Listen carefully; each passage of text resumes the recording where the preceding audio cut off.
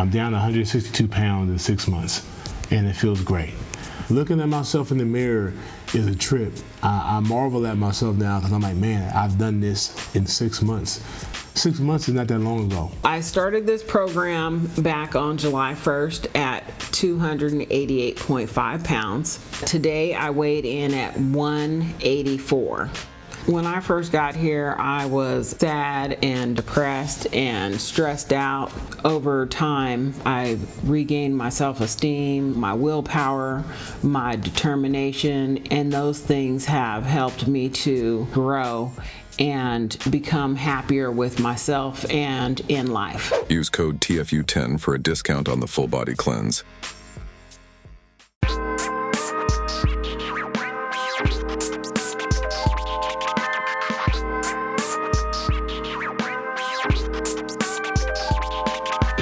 Welcome into another episode of TFU Podcast.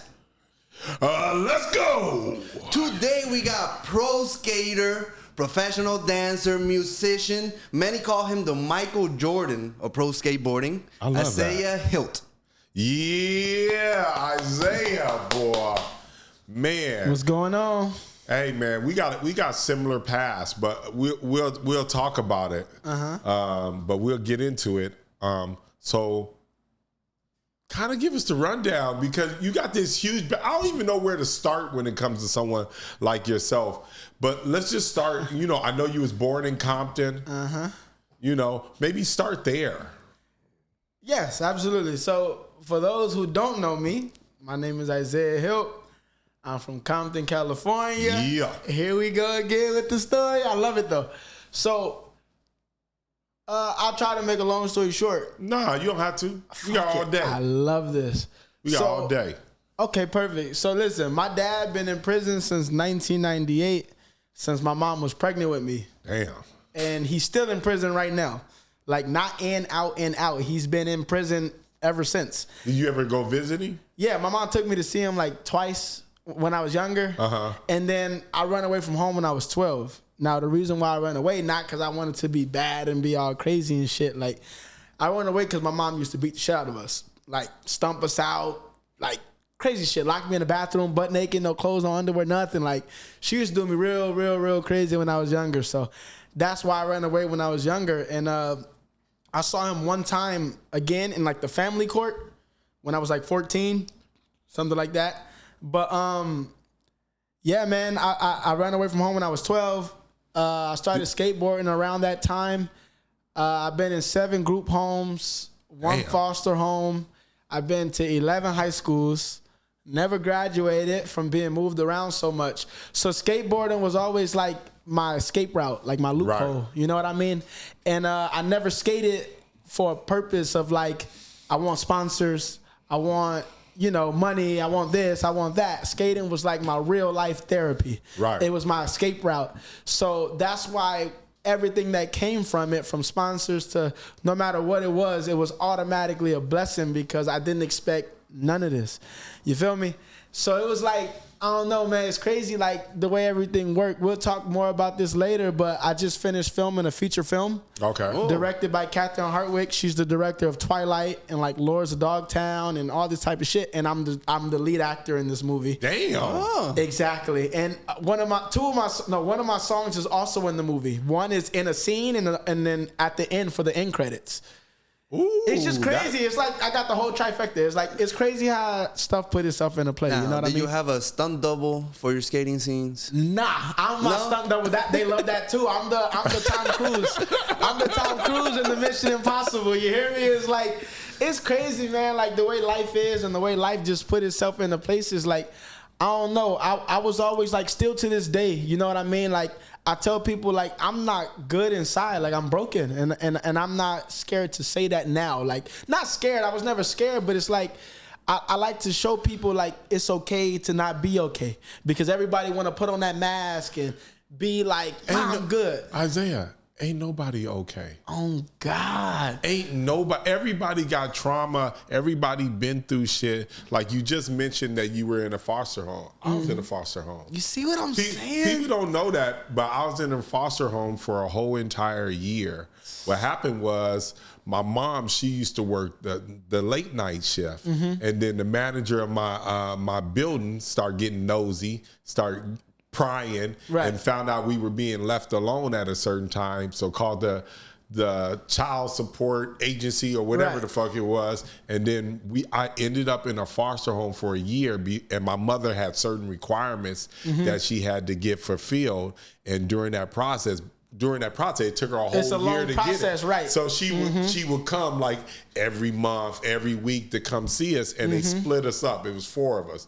My sister and my 2 sisters were in one location, and me and my brother was in another location. So I understand that fight. Did you ever find out why was your mom off balance when it came to raising you guys as far as the abuse goes? See, that's the thing. And this is where, like, okay, I haven't talked to my mom now in probably like a year.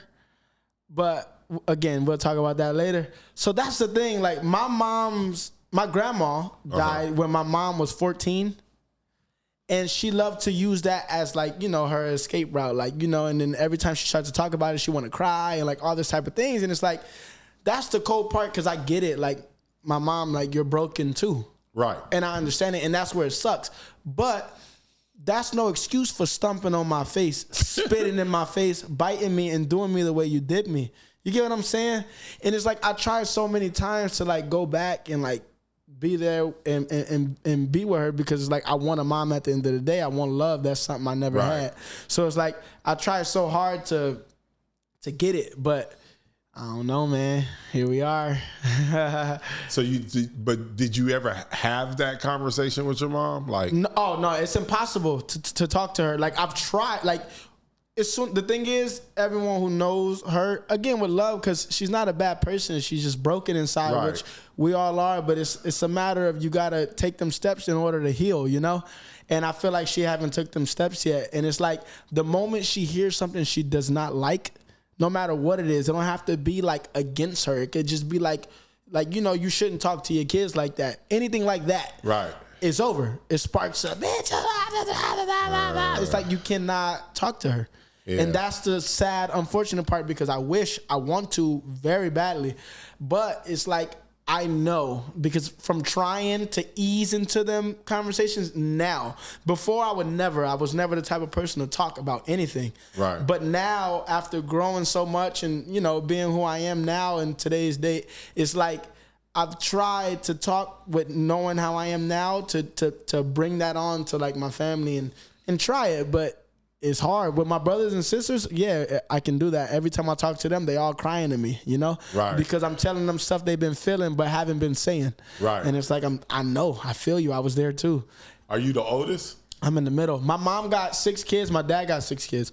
My mom got 5 boys, 1 girl, 5 baby daddies. My dad got 3 boys, 3 girls, 5 baby mamas. So it's a whole circus. Right. But I love all my family, so. When did you start skating? I started skating at 12. I started backflipping first. I was like the little project kid, like always doing the backflips off roofs and just crazy. I feel like every project has at least 5 kids that can backflip. Absolutely. 100%.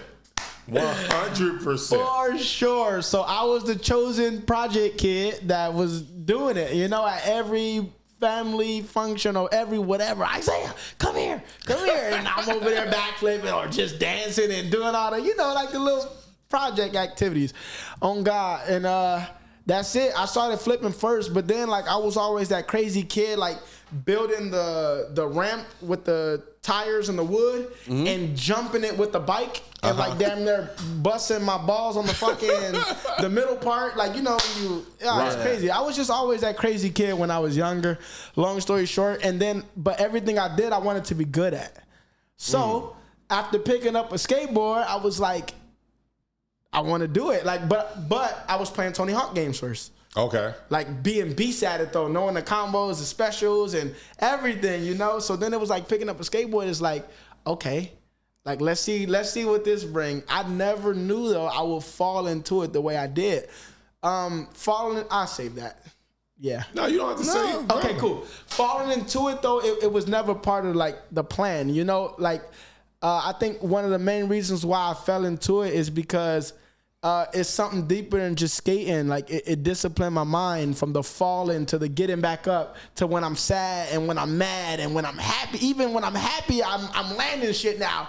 Boom, boom, boom. And then when I'm mad, I'm skating a little more aggressive, like not in my body language or not in my facial expression, but the way I'm skating is like real locked in focus.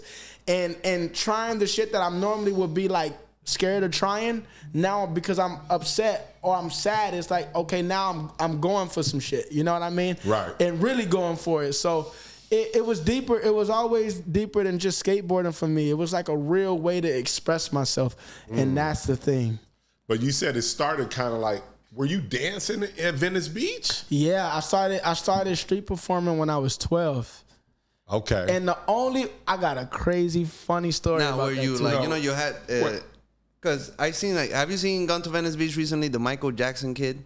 That kid, yeah, Gabe, that's his name. Yeah, Gabe. Uh-huh.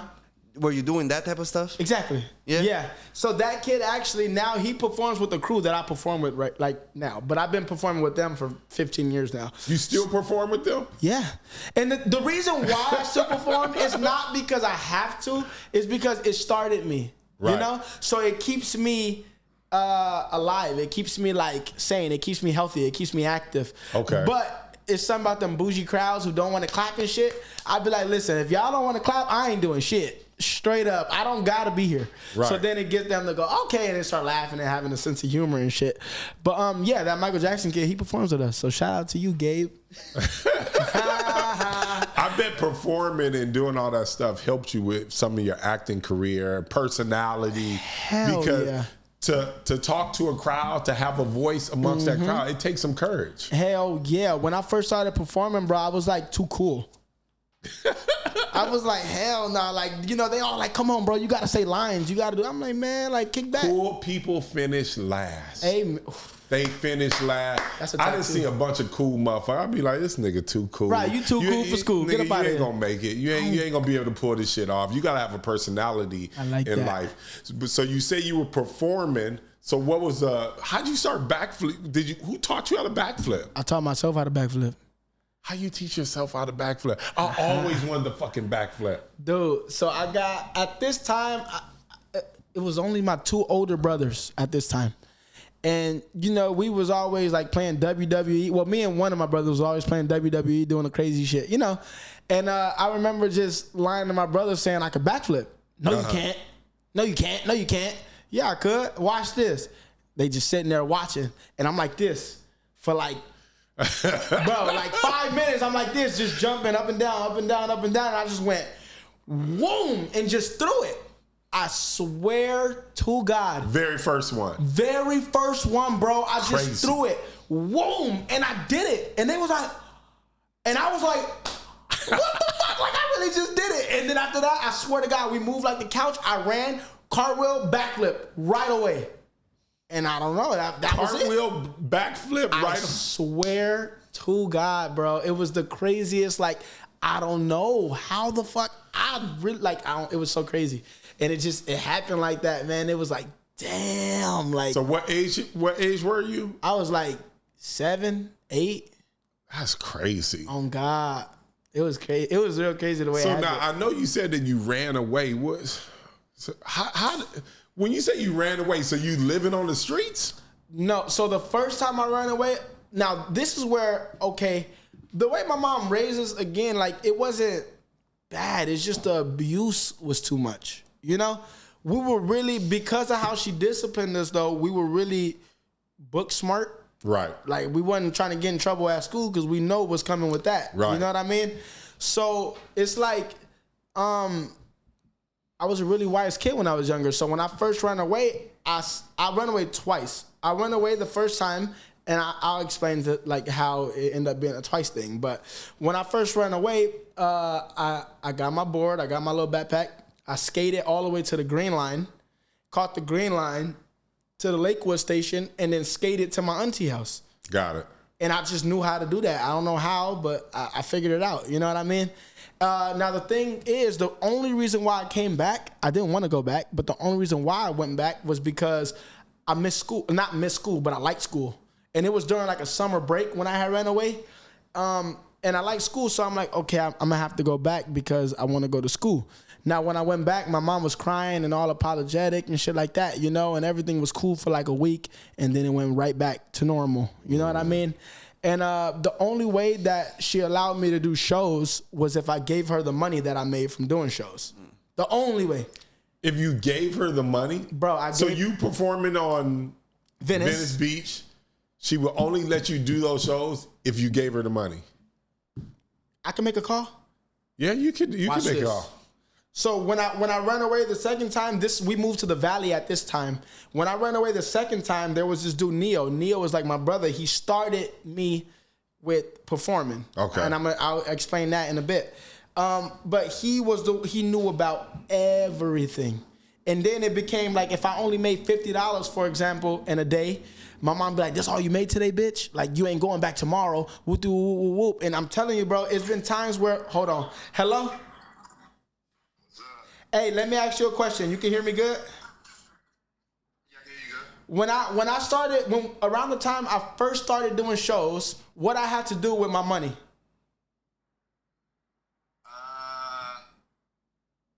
gotta give it to me because you're No, before I started giving it to you to hide it from you know who. Why did I start giving it to you? Because of what? Because the situation you was in. Say it. Oh, like the trauma in your household.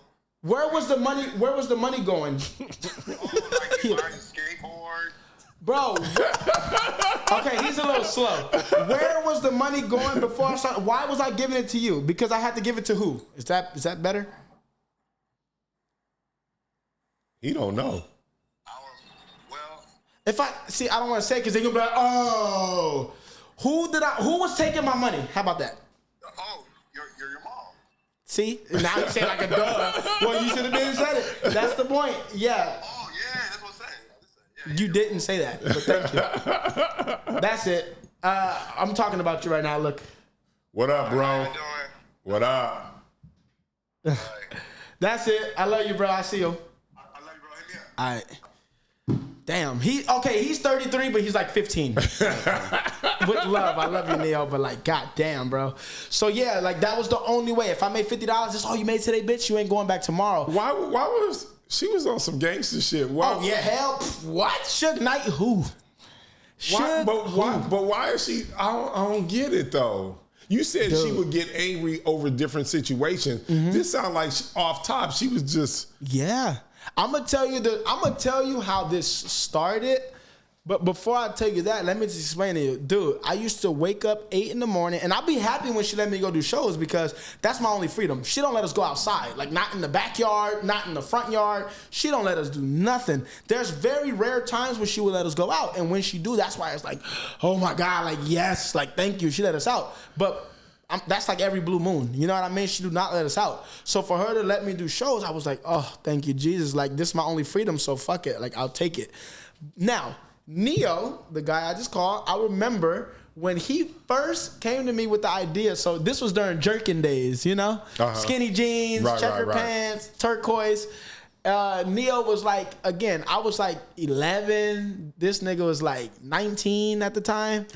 And, you know, he was coming around and he was a little slow. And me and my brothers, we was a little more intense, you know? So we like, Neo, I'm like, Neo, I teach you how to backflip. I taught him how to backflip too. Oh, okay. I'm like, Neo, I teach you how to backflip. So I'm over here flipping this dude. Boom, in the air, and he over-rotating, landing on his back, getting the air knocked out of him, and we laughing. He's like, no, it's good, bro. Let's do it again. And eventually, you know, he ended up getting it, you know? But I remember he came to me one time like, bro, I want to start doing them street shows at Venice, you know, where people do the shows and ask the people for money and, you know, all this type of shit, collect the money. I said, bro, you sound crazy. I'm never finna go do no shows at Venice and ask people for money. Like, what? He said, all right, bro, it's all good. Like, I'm going to go try it and I'll come show you and I'll tell you how it went. I'm like, okay, cool. This motherfucker really went to that beach, did the shows. He came back to the house. Bro, I did it. Look. And he put out like $50 in ones. Right. But 11-year-old me seeing that fat wop I was like, go show my mom. I'm like, oh my God. Like, my mom was at work at the time, so I'm like waiting until she come home. I'm like, please, like, hell yeah, now I'm excited. It's me and my two brothers in the den. Neo is in there, and I'm backflipping in the den now, all hyped and shit. Like, oh yeah, it's a wrap.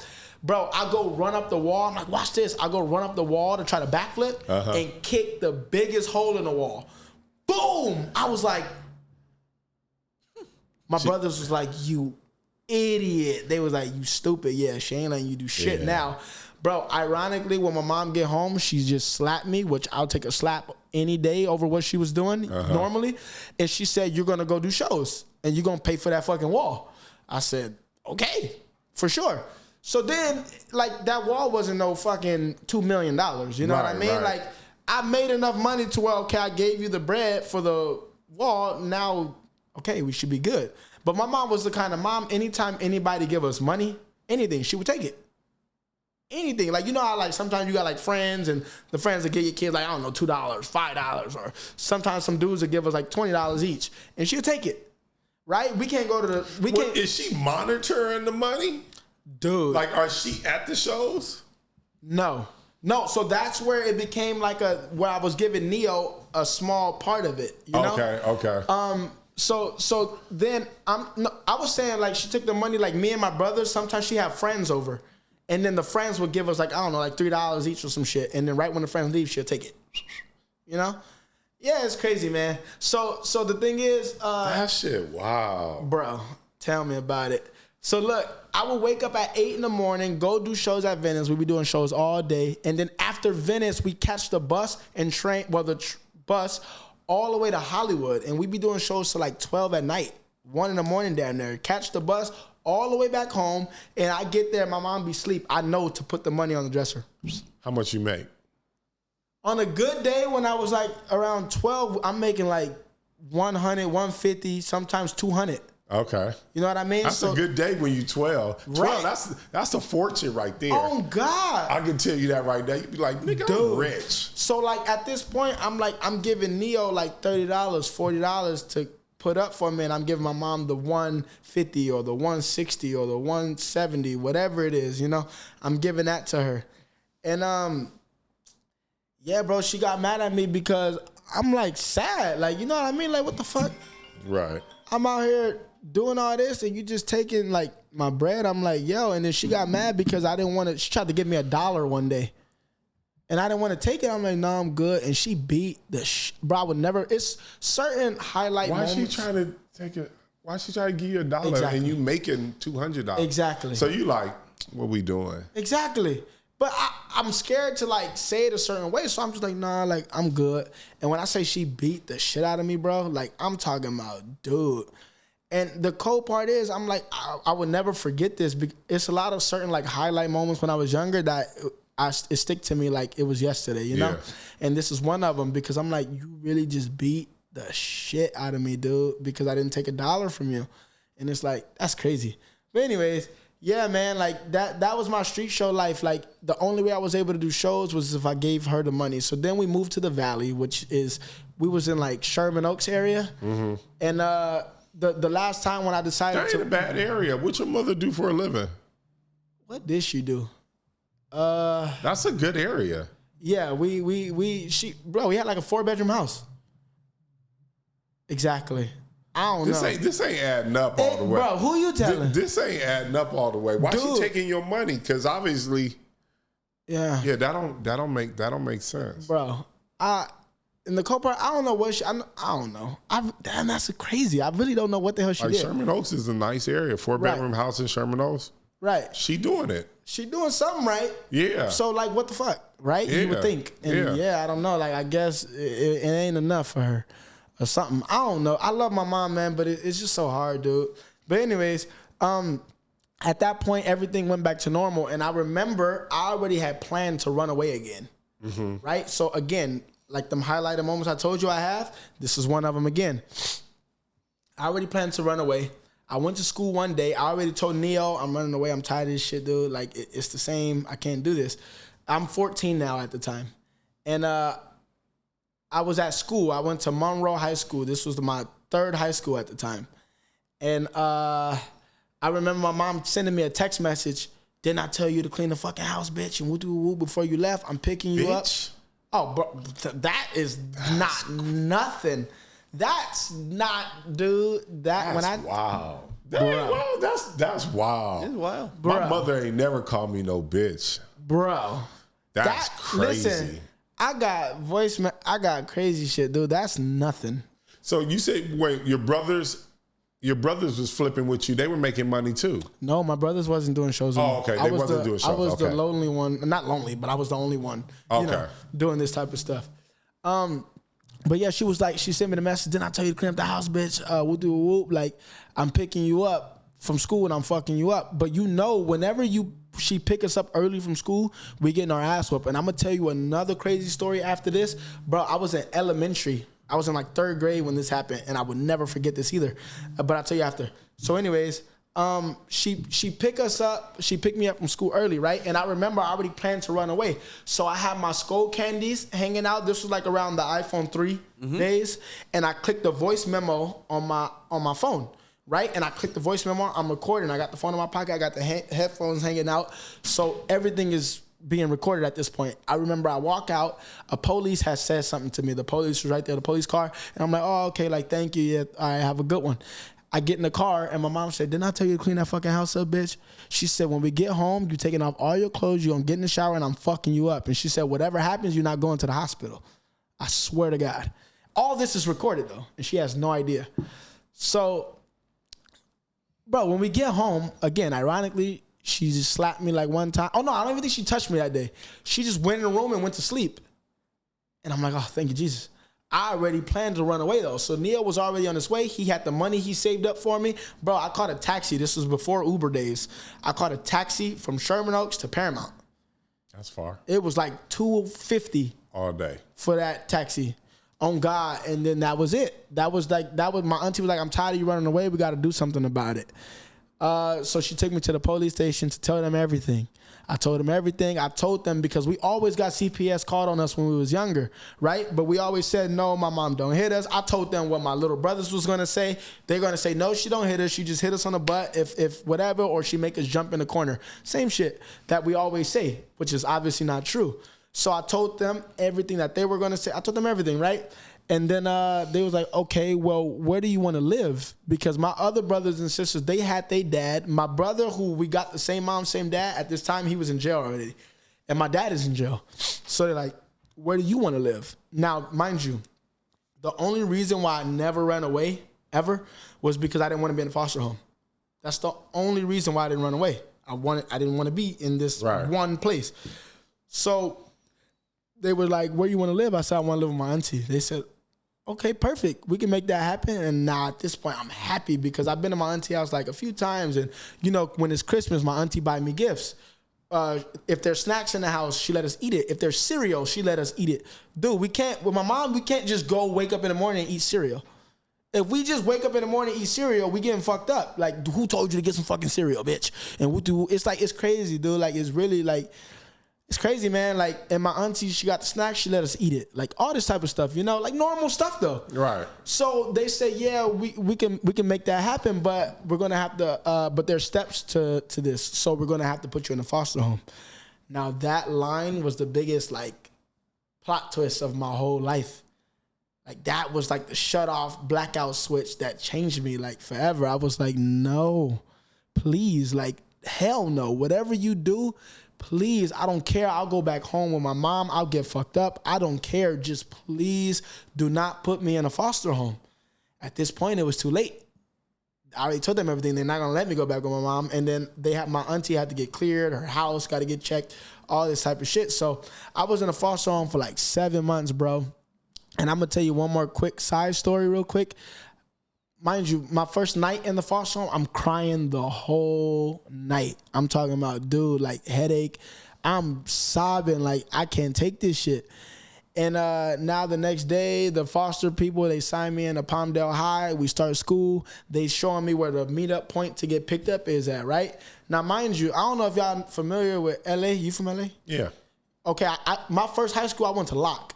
lockers in, Watts. I went to Jefferson. Oh, okay, fire. So yeah, like, when after school at Locke, I skate off campus, no problem. I'm skating off. It's teachers fucking with the kid. All kind of shit. It's different. Bro, at Palmdale, I'm crying. I was crying the whole night. I get there. She showed me the meeting point. How old are you? I'm 14 right now. Okay. And people try to come up to me, talk to me. I got my earphones on. Oh, okay, I'm cool. Thank you. Whatever. I'm good. They're like, you can come sit with us too. I appreciate it, but it's good. Bro, when we get out of school, the bell ring, I'm skating off campus with my earphones on. I'm dead inside. Going to this meetup spot with this random ass family I don't know. Out of nowhere, a security tackles me. Boom! This nigga got his knee on my head. Bro, I take my earphone off and I'm like, he was like, I said no fucking skateboarding. I'm looking like, are you serious? Bro, as soon as this nigga tried to pick me up, I took off on him. Boom, boom, boom. Another security tackled me. Boom. At this point, bro, I'm like, dude, what's happening right now? Then they put me in these school handcuffs. My first day at Palmdale High, I got suspended for 5 days. Then I guess they learned my story or whatever. The security tried to come apologize to me. I'm like, man, don't talk to me, dude. Just get away from me. And that was that experience of that. Isaiah, I've let seen me a lot say, of videos of like skateboarders and having to deal with security. Because I used to watch MTV a lot. So in the early 2000s, MTV was everything skating when the Robin Big. Right, yeah. Yeah, and he always had to deal with security. Some shit like that. But this was school security. It's like, nigga, relax. now, Isaiah, I gotta say this. Okay, so the last time my mother tried to give me a whooping, I was in the 7th grade. I was too big and too strong for her. She realized she was wasting her fucking time. You bigger than your mom. You stronger than your mom, right? And she was trying to whoop on you. Bro. At some point, did you be like, come on now, stop playing? Hell no. That's crazy to me. Dude, my brother went to, I'm gonna tell you this. My brother went to college, right? Right. And that was his escape route. He got a scholarship to college. Playing what sport? He played academic? basketball, but he went for journalism, but he was playing basketball too. I don't know if he went. I think I probably said the wrong word. Okay. He went to college. He got accepted. Got you. And with some of his tuition, I think money, I don't know nothing about that life, but he bought a car. My mom took the car he bought with his money. She took that shit from him. When he got upset, he's in college. He got upset. She threw a frozen fucking soda bottle at his face. Boom! And this nigga had like a big knot on his eye. Yeah. She took the car he bought. Listen, I don't believe in hitting women. I definitely don't believe in hitting moms. But my mom couldn't have did all that to me. Bro, when I say she used to really It'd been no way. It'd been no way. She broke pool sticks on us, broomsticks, mops, extension, everything, bro. Y'all she hit me in looked my at her head like she was the strongest person on earth, and you probably she probably didn't realize that she wasn't. And right, you know what I mean? Like I said, when I was like 12 years old, my mother, she realized it was over with. I was bigger than her. I was stronger than her. It was impossible for her to even give me a whooping. It was happening since we was so young. No, I got you. That it became like it's normal. No, I get like it. You know what I mean? Yeah. Dude, it's like, it's crazy. It's like the way she used to do. I'm gonna tell you one more story. You said a 3rd grade story. That's exactly what I was gonna tell you. Okay, let's go. Dude, so look, one day in the morning, right? And the main reason why this story will forever stick with me is because I really didn't do it. So I woke her up in the morning and asked her, was she gonna take us to school? Because I used to walk to school by myself since kindergarten. Right. You know what I mean? So I asked her, are you taking us to school or can we get money for the bus or some shit like that? And she like, no, Nate is going to take us. Nate was just this dude who was staying with us, right? So that's it. That was the story of that. Bro, I go to school. She's hunking. We're at recess. Dude, did you hear what I just said? Recess. How old you got to be at recess? Right. Bro, we're at recess. She's hunking. Because she see me. She's driving to the school. And she saw me on the yard. You took that change. Change at that is change, like loose coins. Right. you took that change out of my purse, bitch. Yes, you did. Yes, you did. I'm picking your ass up and I'm about to fuck you up. And I'm shook. Because I'm like, I really didn't take no change out of her purse. Right. Bro, she picked me up. We're driving to the WIC building. Uh-huh. She has a brush in her hand. And she keep telling me, don't cover your face. Don't cover your face. And she's driving and she just go, boom, right here with the brush though. Hard as shit. Boom, boom, boom, boom. And I'm crying, bro. I'm sobbing. Fix your face, bitch. Stop crying if I give you something to cry about. Huh? She's whooping my, bro, when I get home, my eye was like this. And she gonna say, oh, I did that to you? Like, oh, I'm sorry, but that's crazy. That's what you get for stealing my change or some shit like that, basically. And I'm like, the crazy thing is, I swear to you, I did not take anything. Anything. One of the other crazy shit my mom used to do, now this is just me venting to y'all at this point. Bro, we used to have to clean the dirt out of her toes with a bobby pin. Like, I'm talking about it'd be 4 in the morning, 2 in the morning, we'd be falling asleep, cleaning it out, she'd kick us on our face. Wake up, bitch. And really just... This is wild, dog. I got some stories, bro. That's for damn sure. I got some stories, man. But yeah, that's my 3rd grade story, man. She beat the shit out of me for no reason. So now you ran away. You at Palmdale High School. Mm-hmm. You just got in a fight with the security. And then what happened? Then, they suspend me for 5 days. Life goes on. 6 months later, my auntie house gets cleared. Okay. Basically. So now, okay, I can finally go with my auntie. I'm happy. I'm like, this is it. I go to my auntie house. I'm able to go do shows. I can keep my money. She's helping me save my money, actually. Right. I'm like, damn, like, this is life, you know? But at this time, I wasn't really skateboarding like that. You know what I mean? Like, my first time really going to an actual skate park was with these dudes that I saw skating by, and I was so eager to go, I ran all the way to the skate park beside these motherfuckers while they were skating to the park. They're like, you sure? I'm like, yeah. I asked my auntie, she said, yeah, of course, baby. I'm running. And I'm like, I see it. I was like, wow, this is a skate park. I'll tell you about that in a bit. So I'm with my auntie, everything going good. I'm over there for like a year. But then I could tell she was getting like a little tired of me at this time. So my little cousin, I thought she was a little slow, but I guess like seeing right now, she's not really slow. This is my first confession of realizing like, okay, wait, she's really not that slow at all.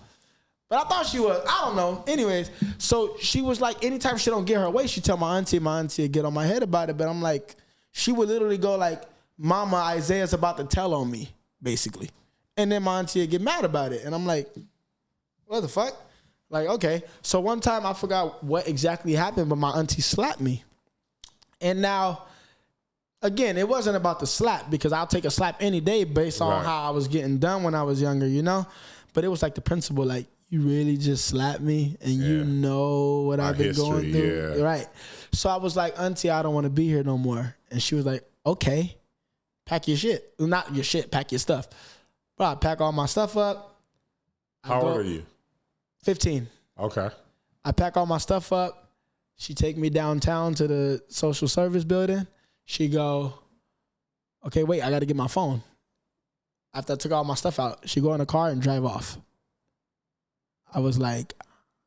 She left you with no phone? I had my phone in my pocket. Okay. But I'm saying, she said, wait, she got to get her phone. Oh. And she go in the car and drives off and leave me in front of the social service building. But I think she called them already or something. I don't know. But I was just like... Your mother's side or your dad's side? Dad's side. Okay. I was like... And I just started crying. I was like, whoa. Like, there's no way. But I looked on the building and I saw, like, child service or some shit. It's that building downtown with the big chair. Mm-hmm. So I'm dragging my bag inside and I'm just crying, dude. And I was just like, oh, my God. Like, this is so crazy. And I remember a lady was on the phone. She looked at me like, hold on, like, I'm going to call you back. And, like, bro, they all tried to come talk to me. And I was just crying and, like, not talking to nobody, not saying one word to anyone. And I'm bawling my eyes out. And the way they got me was with snacks. I love snacks, chips, soda, everything. So they start bringing me mad snacks. And now I'm like, okay. And I remember falling asleep, waking up, and they said they found me a group home. So I guess they was looking for my placement. And they found me a group home in Hollywood called Taft. And it's right off Taft Street. And it was a group home. 30-day shelter group home, I found out though. But that's what basically started my group home career. Now the thing is, when I was younger, I never had a problem with adults because of how my mom did me. So we was never disrespectful with adults. So at the group home, even in the hospital, when I was in the hospital and shit, they always was surprised on how good I was. Right. And I was like, I don't know, like these kids is weird. Like what the fuck? Like I don't know. So the thing with Taft is it was a 30-day shelter, but I learned to like a staff there, not like that obviously. Like it was my favorite. Like I trusted her, shit like that. But they had a more permanent group home down the street called Beechwood. And if you prove you're good enough at Taft, then you'll get accepted and you can go to Beechwood until you're 18. You don't got to go to another random group home, shit like that. So flying colors, I passed that and I go to Beechwood. Now, the thing is, when I was younger, you know, everything is fresh. So I got anger problems, everything. Anything tick me, I'm fused right away. And my biggest trigger was bitch. You call me a bitch, I don't give a fuck who you are. I'm taking flight on sight. I'm telling you. So I remember at Beechwood, everything going good, smooth. It was this little Mexican dude. Jose was his name. And we was in a computer room, and there was this little white girl in there who was also in the group home with us. Mm-hmm. And he was just trying to act all cool for her and shit. And I've been there for a couple months now. Never had no problems with nothing. And I forgot what we was talking about, but he like, shut up, bitch. And I was like, bro, you call me a bitch again, I'm going to sock you dead in your mouth. He said, bitch. Boom, I fired on him. And then he tried to fight back. The staff came in, let's go outside. So we about to walk outside, they break it up. And they was like, listen, I was like the favorite in the group home. You know, the what the fuck you call it? It was like the staff and then the main, not CEO. It was like something I can't think of, but the head supervisor, basically, something like that. His name was Mr. Cook. He loved me to this day. Like he see what I'm doing in life now and he just can't believe it. They be wanting me to go speak for the group homes and shit, you know? That's dope. But I remember they was like, dude, I don't know how you're still here, but everyone loves you so much. It just can't happen again. Promise us, Isiah. And I was like, I promise. Okay, I got you. It's all good. So they let me stay. Everything cool. Oh, once you have a fight at Beechwood. Yeah, that's it. You got to go. Yep. Oh, okay. So everything going smooth again. Jose stayed, actually. Another guy came in, Ramon. This was the Rico Suave nigga, who pretty boy swag, right? So I remember it was around Christmas. We had a group meeting about chores and all this type of shit. And Cook was there. Nina was there. Everybody was there. And mind you, if you cuss anything, it's a problem. You lose points on the board. And if you lose points, your curfew gets lowered. Or, you lose the kitchen privileges at a certain time. Shit like that. So anyways, this dude kept trying to laugh and be funny. And I was like, bro, can you chill out? They being serious. Shut the fuck up, bitch, and whoop-de-whoop. Damn. They ignored the fact that he said, shut the fuck up, bitch. They completely ignored that. They all looked at me. Isiah, don't do it. It was too late, bro. I just remember blacking out. And by the time I came back to my normal self, they said, dude, you hit 3 staff and 2 of the residents. But they tried to stop me, and I'm trying to get to this nigga, so I'm swinging, don't touch me. And that's how that happened. So then I remember they was like, look, you got to go to Taft until everything cools down. I said, cool. I like Taft. I don't care. I go to Taft. I don't mind it. So I go to Taft. I'm there 2 weeks. Then they tried to flip it and go, Isiah, you got to go to Gower until everything cools down. Now, Gower was the dirty group home. It's at Taft and Beechwood, it's only 2 kids in a room, 8 kids max, right? Gower is 14 kids in one room. Damn. You got to put your shit under the bed. It's one TV only in the living room, and they all watch. I'm like, fuck no. So they tell me you got to go to Gower until everything cools down. I said, Nina, I see where this is going. Hell no. I will go AWOL. I'm sorry. I was never an AWOL kid to go, run away and shit like that. Like from the group homes at least. I'm like, no, I'm sorry. I love you, but I will not go to Gower. I swear to you, she loved me so much. She started crying and was like, I understand, Isaiah. Like, you got to do what you got to do. Like, I get you, basically. Bro, I got my shit and I left. 15, I left. I'm doing shows at Venice now. And I'm, like, on the run now from the group homes. And I'm living they try to find you? That's what I'm saying. Like, did you try to find me? I'm on the run. But y'all, I'm posting at Venice all the time. Y'all know I'm at Venice. Like, did you really try to find me? So it's like, I wouldn't say they tried to find me. When did you play football for the Snoop Dogg team? How you know I played for Snoop League? Huh? We do our homework. Yeah. It's out there, the information. Damn. You did like some good homework. Yeah, and when did you start playing for Snoop? Bro, I played for Snoop League when I was like 8.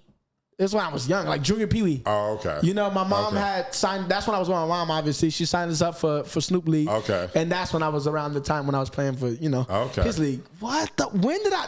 Damn. What position did you play? Running back, quarter. Okay. I played quarterback. The one most game. athletic person gets the running back position. Hell yeah! I played quarterback for like a game, and I played my main 2 positions was running back or wide receiver, and then on defense I played strong safety and cornerback. Did you ever get a chance to talk to Snoop? Bro, I've been to Snoop. Me and Snoop, that's my dog. Oh, okay. I gotta tell you, you know what's crazy? What's that? That's another story. I'll tell you a little bit later. My first time actually meeting him, I went to his house during like All-Star Weekend. Ray J? Yeah. So Ray J is like a brother to me. And Ray brought me to his house. You did a song with Ray J, right? Yeah. Okay. Damn, I like y'all. That's what's up. Oh, God. So, yeah, Ray took me to his house during, like, this BET weekend or some shit. And, bro, he's introducing me to Snoop. And he goes, like, yeah, this like the Michael Jordan skateboarding, blah, blah, blah. Snoop, I swear to God, his exact words, man, I know you. You that little nigga who be doing all that crazy shit, huh? He was like, what's up, cuz? I swear to God, and I'm laughing, like, what's good, man? Like, chilling. He like, you smoke, whatever, you got this? I'm like, nah, I don't smoke. Like, I ain't never smoked a day in my life. Right. Still to this day. What was your age when you were getting introduced to Snoop? It's probably like 2021. Okay. So 4 years ago. Okay. Oh, God. But since then, I've been in his house probably like twice and, just chilling shit. You know what I mean? Like, oh, God. But that's crazy. But, yeah, dude, football was my shit. Football, baseball, and basketball was my sports. I played football for 2 years, basketball for 2 years, and baseball for 1 year. So what age did you know, like, oh, shit, I can be a professional skateboarder? I never looked at that. That's the thing. I never was like, I think at like 14, I was like, okay, I'm a skater now because I like ollie, like my first like 7 stair. It's these stairs that I used to look at my middle school where I was like, damn, these shits is like big. It would be so crazy to skate these. And I remember doing them and I was like, oh, wow. So yeah, this is it. Like, it's on. I'm a skateboarder now. But I never was looking at it from like I want to be a professional standpoint. I don't even know what that is. What does that mean? Like, you're a professional. We get it. Okay, I got a signature board. Exactly. That's pretty much. That's really what it means. Pretty much it. Once you get paid to do something, you're a professional at it. Okay, fair enough. I never looked at it from that standpoint. I always see it as like a title, But it is a title. I guess, I don't know. I just see life a little different. Right. So you started, when did you, okay, so now you got kicked out of there. You decided, you're doing shows at Venice. And I'm staying in so like 6 other guys that I was doing shows with were staying in this one hotel room. Okay. Because they didn't have places either, So I'm the youngest. I'm like 15 at the time. They all already like early 30s, late 20s. And it's all of us in the same hotel room. And it's ironic because if you look at my Instagram and if you scroll all the way down to like some of my first posts, it's all like hotel mirrors. Because I used to live, in the hotel. Was Neo one of those people? Yes. Oh, yes. okay. But Neo was staying with this other dude, Brandon, rest in peace. Neo was staying with him because Neo was like at this time doing like his own shows. I sometimes do shows with Neo. If I wasn't doing shows with them no more, then I would be doing shows with Neo again, and it'd be me and him doing 2-man shows, making more money. Again, I've been wanting to do that from the beginning, but he's a little. So all you guys were basically on Venice Beach hustling so you can actually have a place to live and eat food. So y'all were doing it for a reason. Yeah, hell yeah. Okay, so it was just like your livelihood at that point. Yeah, it was the hustle. It was the way to survive. It was the key. What was the thing that changed? That changed what? Everything, because you started moving in a different. You started skateboarding. Yeah. Obviously. So I'll tell you right now, the plot twist in that. There's two. Really. Okay, now let's hear them. The first one, ooh, this is good. So the second one is good, but the first one, normal day of doing shows. I was 16. This lady, her name was Joy Kim. She came to me, Asian lady. She was like, "Hey, do you have an agent? No. Do you want an agent? Yeah. What the fuck? Like, hello." So she gave me all the info to like this. It's called Impact Talent Group. The office was in Gardena. She gave me all the info. I went there, auditioned, flying colors. I got into this agency. The assignment to this agent, Carmony. My first audition I ever went on for an Apple commercial. I booked it. National? Yeah. So it's over. Yeah. Now nationals, especially back then, you get $150. Exactly. It was. Yeah. Yeah. I don't remember how much I got from it because it was a lot of like residuals and shit that coming in. Yeah. But bruh, Apple commercial, boom. Right after that, I booked Nike commercial, Shorter Guy, another national. Bro, right after that, Space Jam commercial. Then Samsung, then AT&T. It's like all this shit I was just booking left and right. And it's like, that's another thing. The reason why I never like put myself over nobody or I will always be me, because for me, nothing changed for me but time. Like just yesterday, I was still in that group home. There's no way you were still in the hotel. Yeah, but I was in like Marriott hotels. I wasn't in like the little Lincoln Inn. 16, you done did a bunch of national commercials. You got bread at this point. Who helped you figure out your bank account? Nobody. You did. Yes, I had to. First, I opened a Coogan account through my agent. Right. She helped me open the Coogan account that I couldn't touch till I was 18. Absolutely. And then I end up closing a Coogan account like when I was like 17. I told them I went through it. I forgot exactly how, but I closed it, got access to it, and then all the money was coming straight to me from that point. But it was getting sent to the office, obviously the checks, and I would go to the office to pick up, the checks and shit. But at that time, I don't know nothing about life, like about getting apartments, anything. But now the bread coming in. The bread is coming, but now it's like, dude, I'm spending like weeks at the Marriott for no reason. The Marriott on Venice.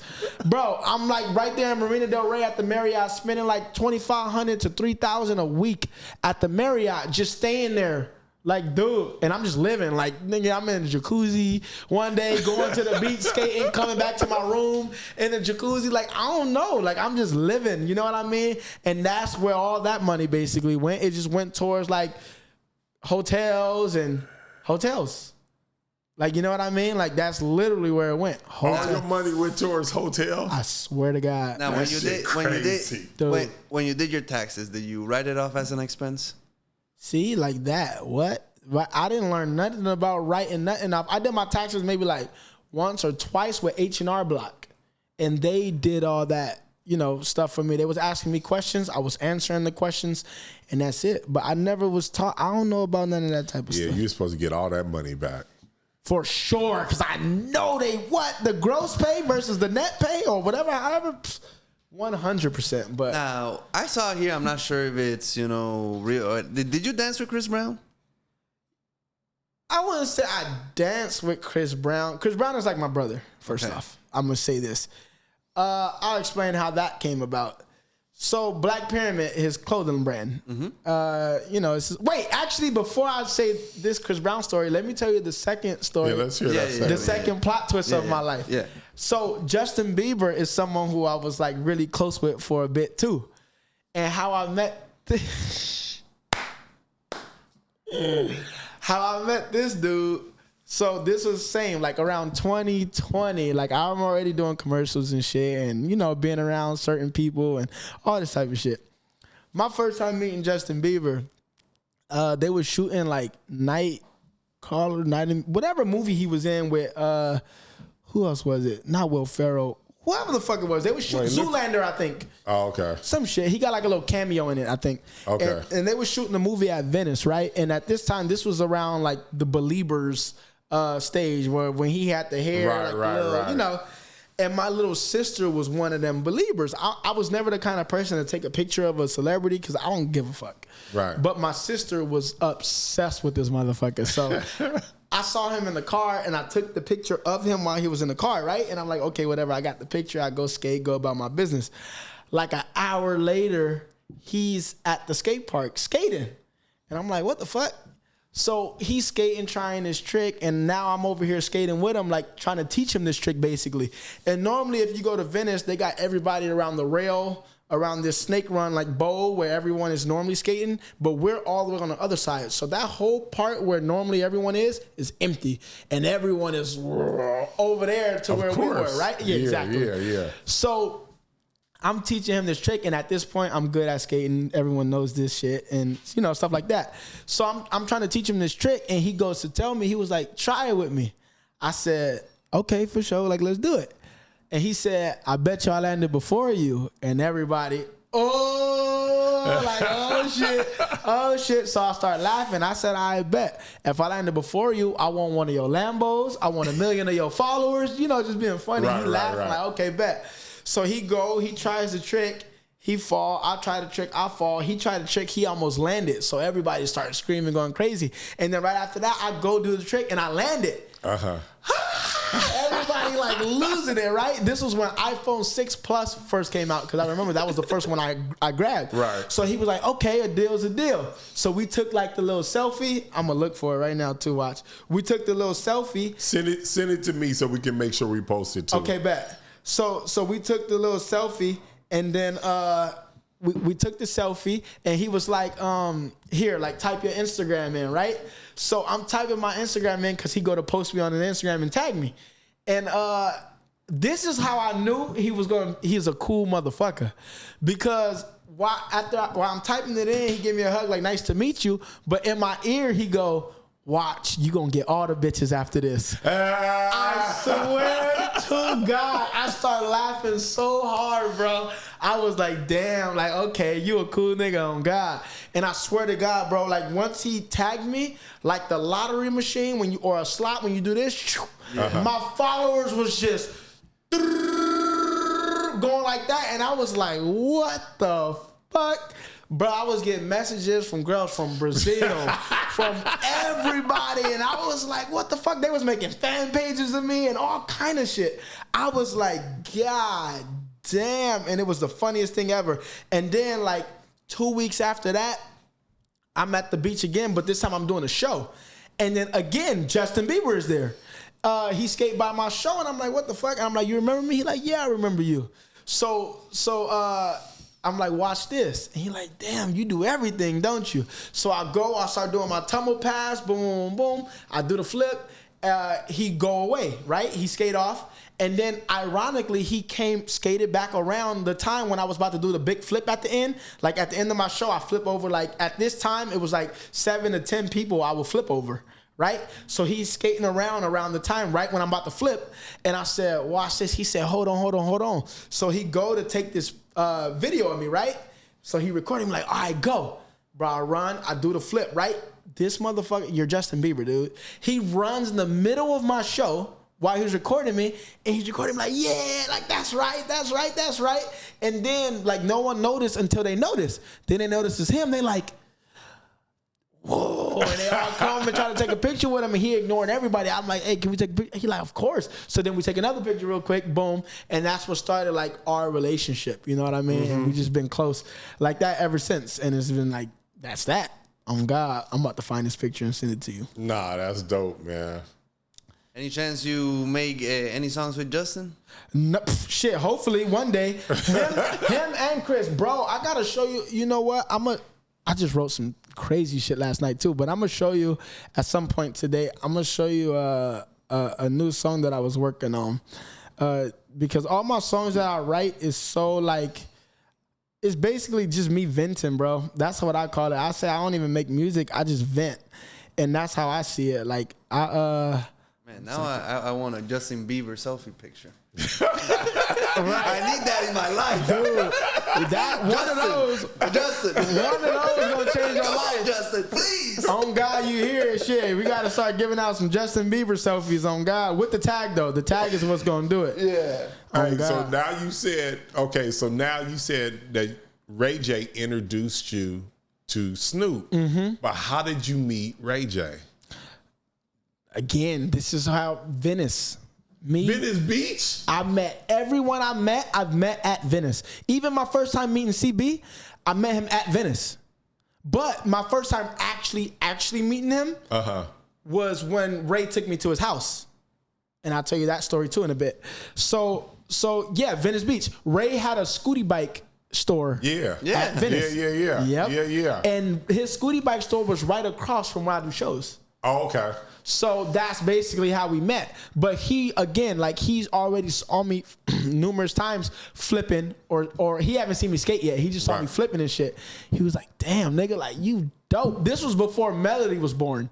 His first daughter. Okay. So I known him before Princess even got pregnant with Melody. And now he got EP. And both of them, Melody and EP, they love the hell out of me. You know what I mean? It's crazy. So yeah, this was like right before that, and that's basically how I met him.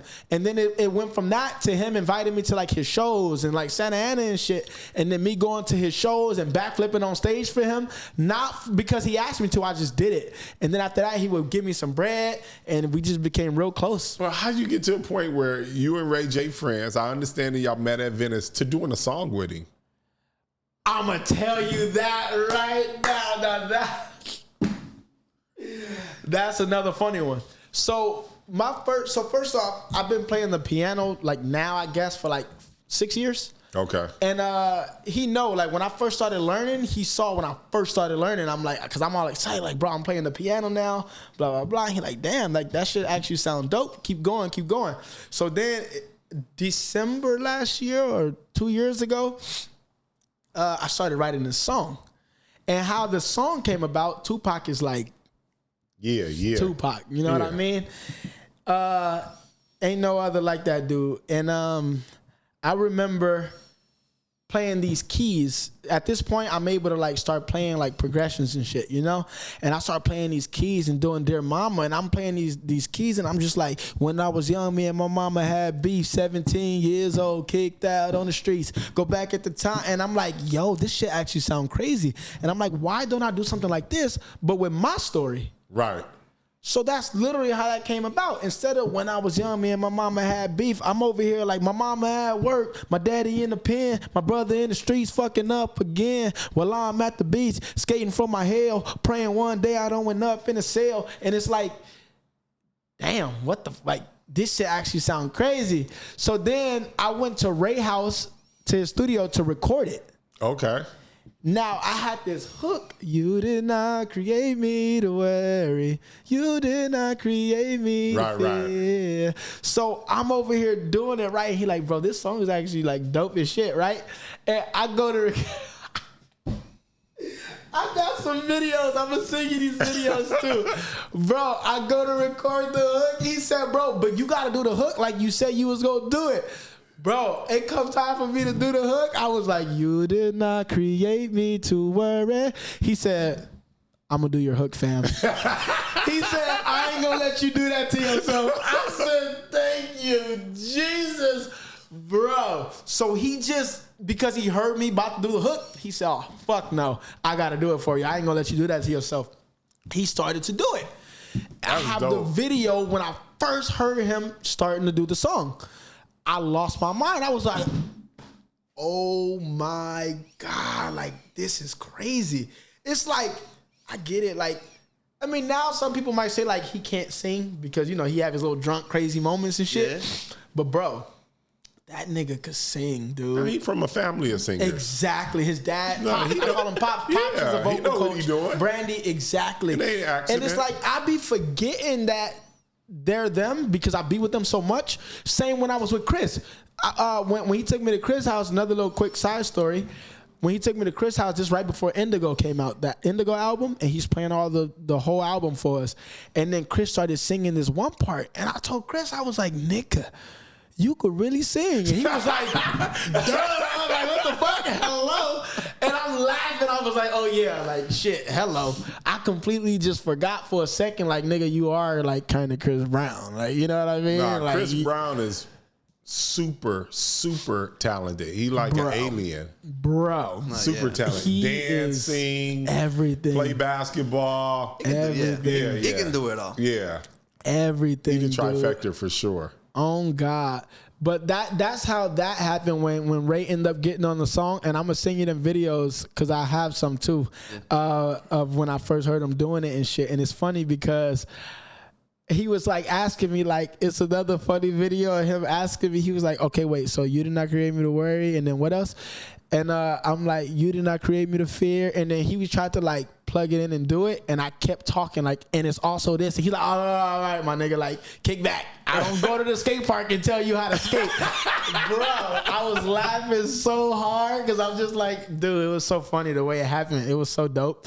But yeah, bro, shout out to Ray, man. That's like my mentor / brother, dude. I learned a whole lot from that motherfucker. That's I'm what's not up. gonna lie. I was in jail in 2018 for some bullshit.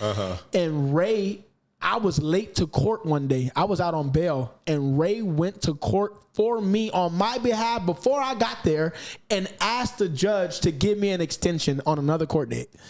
Swear to God. Wow. He a real motherfucker, boy. Bro. And then same with Chris. Chris, too. I'm going to pull this DM up. Well, first let me find the Justin Bieber picture. I'm close. I've been scrolling since I've been talking about it. I got so many damn posts. But here it is. Look, so Chris too. Now again, I got into some more trouble again in 2020. And when I got out, I had all these messages from Chris.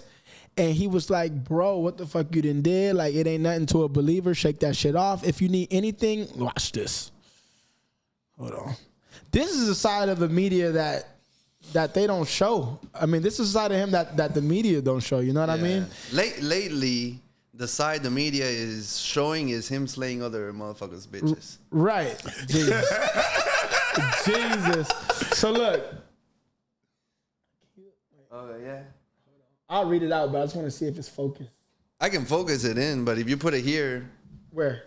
Because if you send me the screenshot, I can also put it. Oh, okay, bet. So I'll send it to you then. That's the best way. Okay, bet. So anyways, he said, boy, what the fuck you done did? We all didn't have to sit down. I was in that bitch 5.5 months. That shit crazy.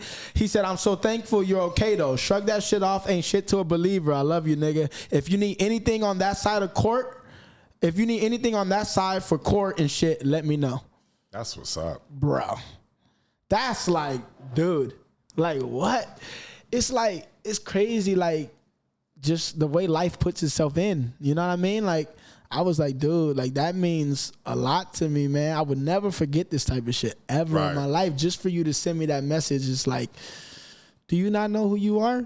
Right. You know what I mean? Like, nigga, what? It's like, that's crazy. On God. So that's how that happened. And yeah, man. So now, I know you said Ray J introduced you to Chris. Why was he bringing you over to Chris' house? Because he was just hanging out? So at this point, Chris had tagged, like, this nigga, mind you, I did meet him at Venice once, and the dude that I performed with, Flea, he was in Step Up. Like, he's like a legend in the breakdance world. Oh, okay. And Flea, like, taught Chris how to break. And then my other dude, K, taught Chris how to do that front flip he do, the Webster. So my first time meeting Chris, he was shooting like this music video at Venice, and then Flea brought me over there to meet him, and like, man, we've been calling him the Lil CB forever. Right. You know, and Chris laughing like, oh, nice to meet you, but I don't think he really, you know, was like, Yeah. focus on me, like on meeting me. It was like a normal like moment, like, oh, okay, nice to meet you. You know what I mean? So that was that. But then after me, I remember how me and him first started talking. I love Black Pyramid. That was my shit. You know, and I used to always have all the outfits before they started sending me shit. Before anything, I used to always buy these outfits. That's Chris' clothing line, right? Exactly. Okay. And one of the first like edits I posted with Black Pyramid, I tagged him in it, and he DM'd me First he liked it, then he followed me before he followed on everybody. I mean, unfollowed everybody. He liked it, then followed me, and then he DM'd me and said, send this to me. And I was like, what the fuck? Okay. So I sent it to him. He posted on his Instagram and tagged me in it. Bro, since that, I swear to you, at least 7-8 different times, it's still up there right now because he don't delete his posts. At least 7-8 different times on his Instagram, he has put me on his fucking Instagram, on his post, and tagged me from edits that I do for Black Pyramid and shit, but it's only me. You know what I mean? And he put me on the Instagram, tagged me in it. So at this point, he knows who I am. You know what I mean? And Ray is noticing this because Ray and Chris is, close. Right. He like, bro, I'm going to take you to his house one day. Like, don't trip. Whoop. And then one day, he took me to his house. And at this time, mind you, I'm still kind of like a young, like, project nigga. So... You didn't did 1 billion commercials, though. Yeah, but mentally, I ain't mentally shape up. And if I'm being honest, I didn't mentally shape up to like 3 years ago. Swear to God. It's like, it's hard, bro. When you really, really like, the thing is, people who come from where I come from, we don't try to act crazy. Like, we don't try to be like this. It's just like, it's literally, that's all I know. You know what I mean? That's all I know. Bro, I blew... Another quick side story before I finish this story. I blew, it was $10,000 buyout Samsung commercial. I blew it because I seen a nigga in the call. I got a callback audition, mind you. I was at a callback. I seen a nigga at the callback that I knew didn't fuck with me and that I knew was running his mouth about me, and I got on his head at the callback. I swear to God. And they told my agent, whatever happened at the callback, that's the only reason why, unfortunately, they can't book me. And I was like, fuck. Dude, I was like, damn, that one hurt on God. And it took me a while, but like now I just realized and learned my wake-up call was when I went to jail for fighting and they tried to charge me with assault with deadly weapon, but GBI, because I broke like the nigga nose or whatever the fuck I broke. Once I went to jail for fighting, I was like, oh yeah, I'm done. Nope. I can't do this no more. Because it's like, I always thought, well, I'm fighting a grown man. It ain't like I'm bullying a nigga. Like, it's like, a nigga act crazy, we fight. So it's like, that's all I know. What the fuck? What else we supposed to do? On God. But once I went to jail for that, I'm like, okay, nope. I realized now I got everything to lose. Yeah. And that's why now I was like, well, I'll be the bitch. It's okay. I do you the favor and I'm going to leave this one alone. I'm going to sit this one out. And that's why now it's like, yeah, I don't. Or you just let them touch you first. Oh, yeah, hell yeah. Well, they won't do that. They touch you first, it's curtains. Yeah, hell yeah. But that's the thing. Like, they yeah, but like, ain't crazy. if it's a white person, the system is rigged. Nobody can touch me. Yeah, you touch but me, that's your self-defense is self-defense. Hopefully there's cameras. That's your ass right Hopefully there. there's cameras in the place. Right. No. We make sure. Oh God. Sure. Nah. You touch me, it's curtains. Straight up. Yeah. But so yeah, I remember like I said, at this time I was still like hot-headed in a way. Like I'm still on point for everything. And Chris, he from the other side, the red side, Yeah. So I'm from the blue side. Yeah. You know? I understand all that. Okay, cool. So I remember his cousin Keys, which now me and Keys is like, we cool. But I'm following Ray. Me and Ray not in the same car. I'm following him to Chris' house. And, Chris live in a normal residential area, but then you turn up this one street and it's like, oh, this is this nigga house for sure. All the other houses, they look so normal, but then you turn up, Citrus, I can say it because this shit is all out everywhere. You turn up Citrus, you drive up that little, to the little cul-de-sac, and it's like, nigga, his house is just like, the fuck? So, yeah, we get there, Keys pull around, and Keys, he come to me, this nigga, he got a red rag on his neck. I'm looking at this nigga like, yeah, like, what's going on, man? He like, what's up? Like, you good? I said, what? You good? I'm like, yeah, I'm with Ray. He like, who? At this point, I'm done talking to this nigga. He see Ray. Ray like, yeah, that's my bro, blah, blah, blah. He asked Ray, did you call Chris? He said, nah, just tell him I'm here. I had a fedora on, so you can't really see my face in the cameras. Uh-huh. So he go in, talk to Chris, whatever. He like, oh, okay, y'all good. So we walking in. But the thing is, at Chris' house, you can't have your phone, right? Okay. If he don't know you or whatever, you can't have your phone. So then this nigga Keys, he tried to, I love you, bro, but yeah, he tried to go and like, you know, like give me your phone, like basically. So before he could get it out, I slap it on his chest. Here, nigga, like get out my face. So we go now into the studio. First off, I walk into Chris' house, my first time in his house. This nigga got a car in his living room, like a real car. I'm like, what the fuck, dude? Like, where am I? What kind of car? Some special. He said it's only one, I think, in the U.S. Okay. Bro, it's a real fucking. It's in one of his. I think it's in. What song is that? The song with Drake.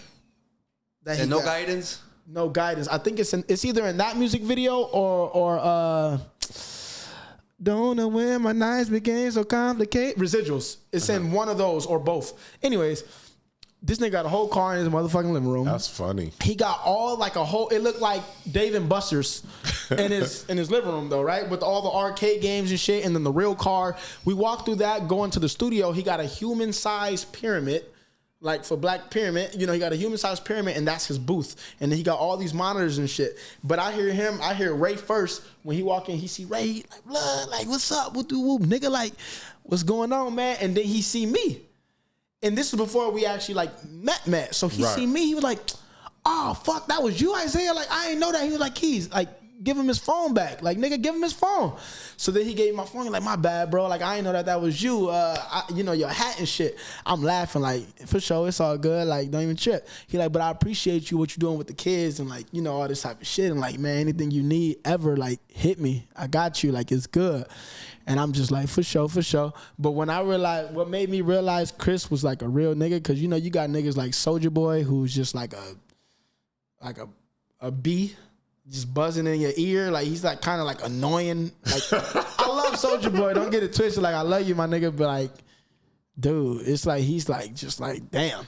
So what made me realize Chris was a real one? Like when I went to the house, it was only him, his cousin, and shit like that. And you know, he from Virginia, yeah, but you know he from Compton, right? And he had like the red rag around his right leg, but like it's only him and his cousin there. You feel me? And someone else, and then he had this gold AK to the side, and I'm just like, I'm a visual person, so I was like, and just listening to him talk the way he talk, I'm like, okay, you a real one. I can just hear it in you. Yeah. On my mama, I'm like, you lace right. Something is right over here. So I'm like, yeah, like.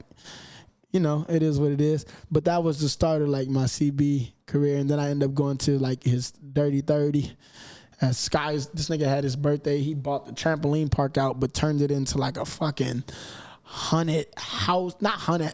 Man, he did that shit so crazy. And it was just, it's nuts. And then, you know, that's my brother now. So shout out to you, dude. You mentioned something about it because we also saw that you started teaching skating like for free for the community. Can you talk a little bit about that and how it went about? Absolutely. So my biggest thing is, now this got to do with me being hot-headed in a way. I'm going to tell you why.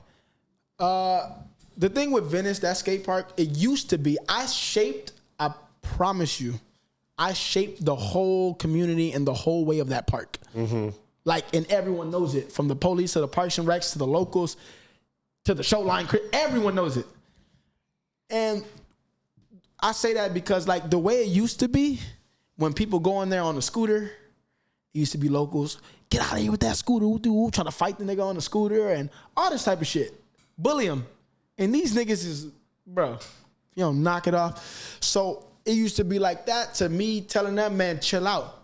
I ain't gonna tell you again. If you got a problem, we gonna get out, and I'll fight any one of y'all niggas. Right. On the real, all y'all, whoever want it, we can get it. Y'all think y'all gonna jump me? Y'all got another thing coming. Straight up.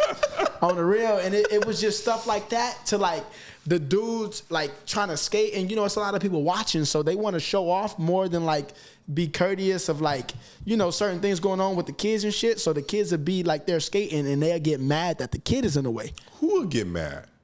All these just local skater motherfuckers. Oh, okay. Like that the kids are in the way. Like, you know, they can't, they're not paying attention, shit like that. Okay. So they'll get upset and they'll be like, you know, like, shit like that, and then go smash around the kid and go skate and shit like that. And I'm like, man, if you don't chill the fuck out, and I tell the kid, like, don't worry, buddy, like, I help him out, and the kid would be all like smiling, like, boom, and like give me fives and shit. And it became like a thing like that, to where I just became like the home and anchor of all these kids. And I was just teaching them and skating with them. And it's funny because there's probably like 3 times where I had to like beat a nigga up in front of the kid and the family. But it's like the kids were getting like older at this time, like 8, 9, and they'd be like, yeah, you say like, show them what you got, basically. And I'm like, dude, and that comes from the dude in there while the kid is going, he'll snake the kid like on purpose. And I'm like, yo, bro, I always talk to people with respect from the gate, because if somebody come at me crazy, dude, nigga, it's on. You know what I mean? So I try to give people that respect from the dribble, because again, I know how it would make me feel if a nigga come press me. So I'm like, hey, bro, before you go in, can you just make sure no kids in there with you? And they want to flag me off. That's my biggest like thing too. Nigga, if I'm trying to talk to you and I'm already irritated and you flag me off, it make me want to just take off on you like right away, because it's like, dude, no, don't do that. So it was something like that, to like them flagging me off, and I'm trying to talk to them and they still try to act crazy like they don't give a fuck, and I end up just sleeping them right there. Boom, they out on God. And the mom, everybody like, and they're like, well, we already know how you are, Isiah. On God, they know, like, don't, with me, okay, you can snake me. I don't care. You can go snake me, whatever, because I know how to go around that. I know how to stay in there if you think you're going to snake me, and go in there with you and do whatever. I don't care. But with the kids, that's something like, that's like my soft spot. Don't play with me when it comes to any of them, because I turn into a different kind of beast when it comes to that kind of shit. So I've been teaching them now for years, bro. Since I was like 18, I've been with them, taking them to Universal Studios. We go to the movies together, everything, bro. I got so many videos and pictures of us when they were younger. And what's doper and what's crazier is the kids that I was teaching at these ages, and I still got videos of taking them everywhere. Bro, they're in the fucking Olympics now. Literally. One kid is on the German Olympic team. Another kid is on the England Olympic team. One is on the U.S. Olympic team. 2 kids are on the English Olympic team. Another one is on the Australian Olympic team. Bro, they're really doing. I'm like, yo, God damn, that's like 10 people. Literally, I'm like, I remember teaching y'all like little basic shit, and now y'all doing stuff I don't even do, or I can't even do. It's so crazy. Did they live here? Yeah. But they were from other places. Okay, yeah, that's what I was trying to understand. Yeah, hell yeah. Like one of them was born here, but the dad is German, so that's how he ended up repping the German team. Gotcha. You know, and then same, one of the other kids was born here, but the both parents was from England, and that's how he's representing, you know, the England team. And it's like, it's just crazy, bro, to see the growth. I'm like, I basically raised y'all. Now? Like 20? No, hell no. They still like 13, 14. Oh, wow. Yeah, they still barely growing. 13, 14, they barely getting there. And you still work with them to this day? Well, no, now it ain't nothing to work with. They got to work with me at this point. They doing shit I can't do. On God, bro, they skate mega ramps. Like, mega ramps is like probably like a 50, 70-foot rolling and like a 40-foot gap. Uh-huh. And then the quarter pipe, the vert ramp, is like another like 40 feet or 20 feet. 25 feet, but of a ramp. These motherfuckers is going crazy. So, talking about skating, did you ever watch the show Scarred? Yeah. Wow. So, I just have a question. That's a throwback. Like, professional skater, what was your, like, do you have a scarred story? Bro, I broke both my feet and my femur. Damn. Yeah, it get real in the field. my stories ain't really like, how you break your femur? Flying in the air, coming down hard, crazy, and just. Ugh. Yeah, I got surgery, right? I got a whole scar right here on my femur, and they put these like little. Yeah, crazy. But when I broke my feet, I didn't break them both at the same time, different times, you know, like different. Thank God. But it was just when my beginner stages of skating. I was like, I remember one of them was from me trying to ollie like a 8-stair at this park in Hawthorne called the Dirty. And I tried to ollie this 8-stair. I just bailed and like landed on on the roll of the ankle, you know, and then just pow. Yeah. On God. And I ain't realize it was broke till I looked at it. I was like, oh, nigga. This is it right here. Like, sheesh.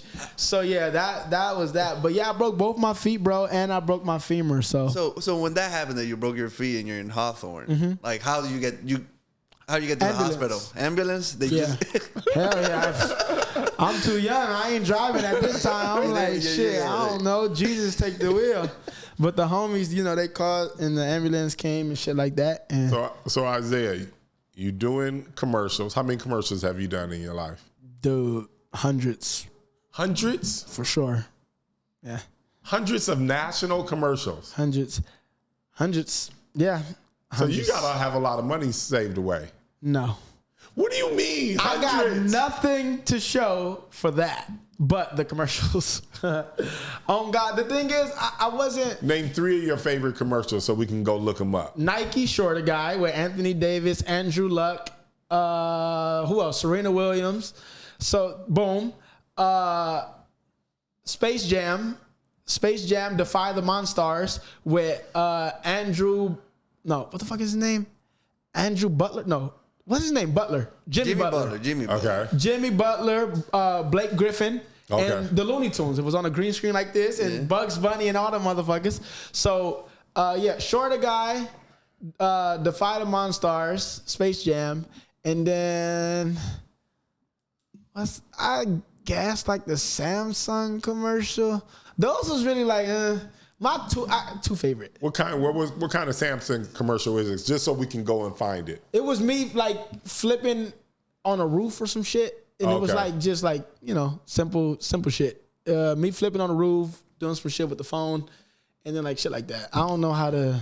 Okay, so obviously we gotta sit you down for a financial literacy course. That's for damn sure. I'm gonna tell you this, and this is like. A little too much information right here. Okay. Yeah.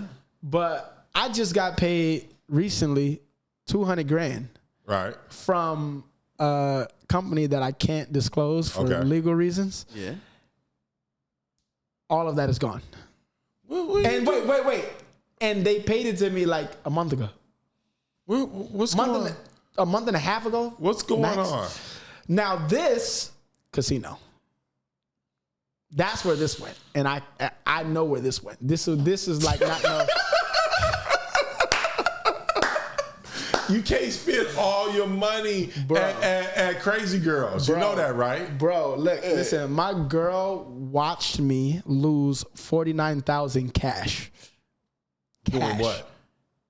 Casino. No, but what game? Blackjack. Yeah. Yeah. Now you were not in an NBA type casino game, right? No, I was at Bicycle Casino. You wasn't playing with. You were not with Chauncey, right? You wasn't playing with Chauncey, were you? Because I heard you can't win over there. Yeah, unfortunately not, because they would have been owing me some bread right now. No, I was at Bicycle, bro, and my girl watched me lose. The problem with that is, though, I had it all cash.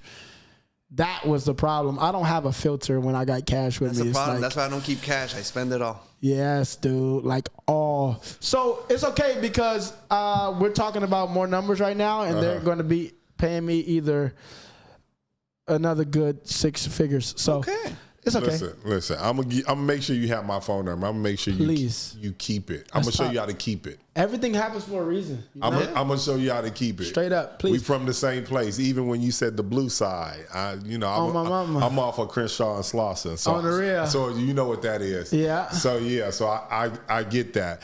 So now we just going. You got something? Yeah. How do you meet Floyd Mayweather? I was gonna get to all that. Oh, my bad. I was gonna give him the rundown. Okay, so you're doing crazy commercials. You done met Chris Brown. Y'all brothers. Ray J. Y'all brothers. You doing all this stuff. So now, I know you did stuff with Lil Wayne. I know Lil Wayne loved to skate. So tell us about that. Again, how I met Lil Wayne. Venice Beach. Almost. Okay, I finna say, nigga, I'm hanging out at Venice, nigga. We gonna set up the cameras at Venice and go to work. I would tell you this. Mayweather, which we'll talk about later, I met him through Venice Beach, at Venice Beach. Okay. So, boom, that's that. To be honest, once the second Venice Beach story, I'm like, I need to look at some square space in Venice Beach. Oh, God. I'm We need telling a you. studio over there. Dude, like, for real. That would be crazy. Like, a open spot at studio, like a open thing. Yeah, they walk by and be like, no. Yeah, with the Come sit monitors. down. Yo, that would be crazy. Like, You should do it. Literally. You should do your podcast right there on Venice. So right. On Venice and just start shooting. I'm gonna have to look into that. On God, get a space right there. Have the monitors up. All have you need is a permit. Start doing your thing. And I know the city and Parks and Recs over there. That should be easy. Yeah. But the way I met Lil Wayne through Ray. Ray was like the anchor to me meeting everybody that I know. As far as Snoop, you know, Snoop and Ray is blood cousins. I didn't know they were blood cousins. Yeah, they're real blood cousins. They don't even express that, do they? No, Ray said it. So he says it sometimes, and Snoop do too. But he be like, yeah, niggas don't know, but yeah, that's my blood cousin. On God, yeah. Okay. Yeah. I didn't know that. On God, that's his blood cousin. So, anyways, yeah, how I met Wayne, same shit. Like, I remember, was it out here or Miami first? It was out here. He was doing this Neiman Marcus Scooty bike collab for Lil Wayne. Ray had made him a Scooty bike, and he took me over there with him, you know, to meet him and shit, and same shit, same introduction, blah, blah, blah, this, you know, Michael Jordan skateboarding, shit like that. And he's like, oh, okay. And we got a lot of mutuals, me and Wayne, because from skating, you know, he a big fan of skateboarding. So, you know, we got a lot of mutuals and shit like that. And that's basically what started that. Then he had like this little music video shoot at the Barracks before they closed that down. If you don't know what the Barracks is, it's an indoor skate park downtown. Legendary one, but it's closed down now. But he had a video shoot there with Rich the Kid, and he wanted me to go over there to it. And I went and did that shit with him. And, you know, life just be lifing, you know what I mean? Oh, God. And here we are, man. Like, I don't know. And you said Mayweather? You met Mayweather at Venice? Oh, bro. So, first off, never mind, I'm gonna wash my mouth. Yes. Now, how I first met that nigga, I'm gonna say, because we ain't cool no more like that. And it ain't even, I wouldn't say we ain't cool. It's just more like, that nigga, he one of them people who got a lot of money and act like it. Like, when I say act like it, it's like, nigga, He ain't like acted though. right. He ain't acted. No, but when I say act like it, like, I mean, like, he want niggas to really kiss his feet, and like, he want all the attention, and if he ain't getting the attention, he got a problem with it, and he want to just be the best nigga. Like, he like a big baby in a way. Okay. And it's like, I'm a project baby at the end of the day, nigga. I don't give a fuck what you talking about. All these big security niggas ain't gonna stop what I got on my mama. So you better like watch it. But how everything started, same shit. He was at the skate park watching, right? Bro, the whole money team there. This nigga got all the security. Floyd don't skate. There's no way Floyd skates. Yeah, no, he not skating. They're Okay. watching, right? Okay. So they're watching. And I remember going up to him. And I remember he had the little dude, Rome Diddy, skating for him. The little light-skinned little kid with curly hair. And the kid was probably like 6. And he tried to have like a money team skater, blah, blah, blah. Okay. So I remember he was there watching for a cool little minute, and I go right up to that nigga dead in his face. The only thing between us is the bar that they're leaning on. And I go like this to shake his hand. He looked me up and down, bro, and did not shake my hand. I said, damn, all right, it's good. I went up. I said, this for you anyway. So he not knowing, like, that's like my park.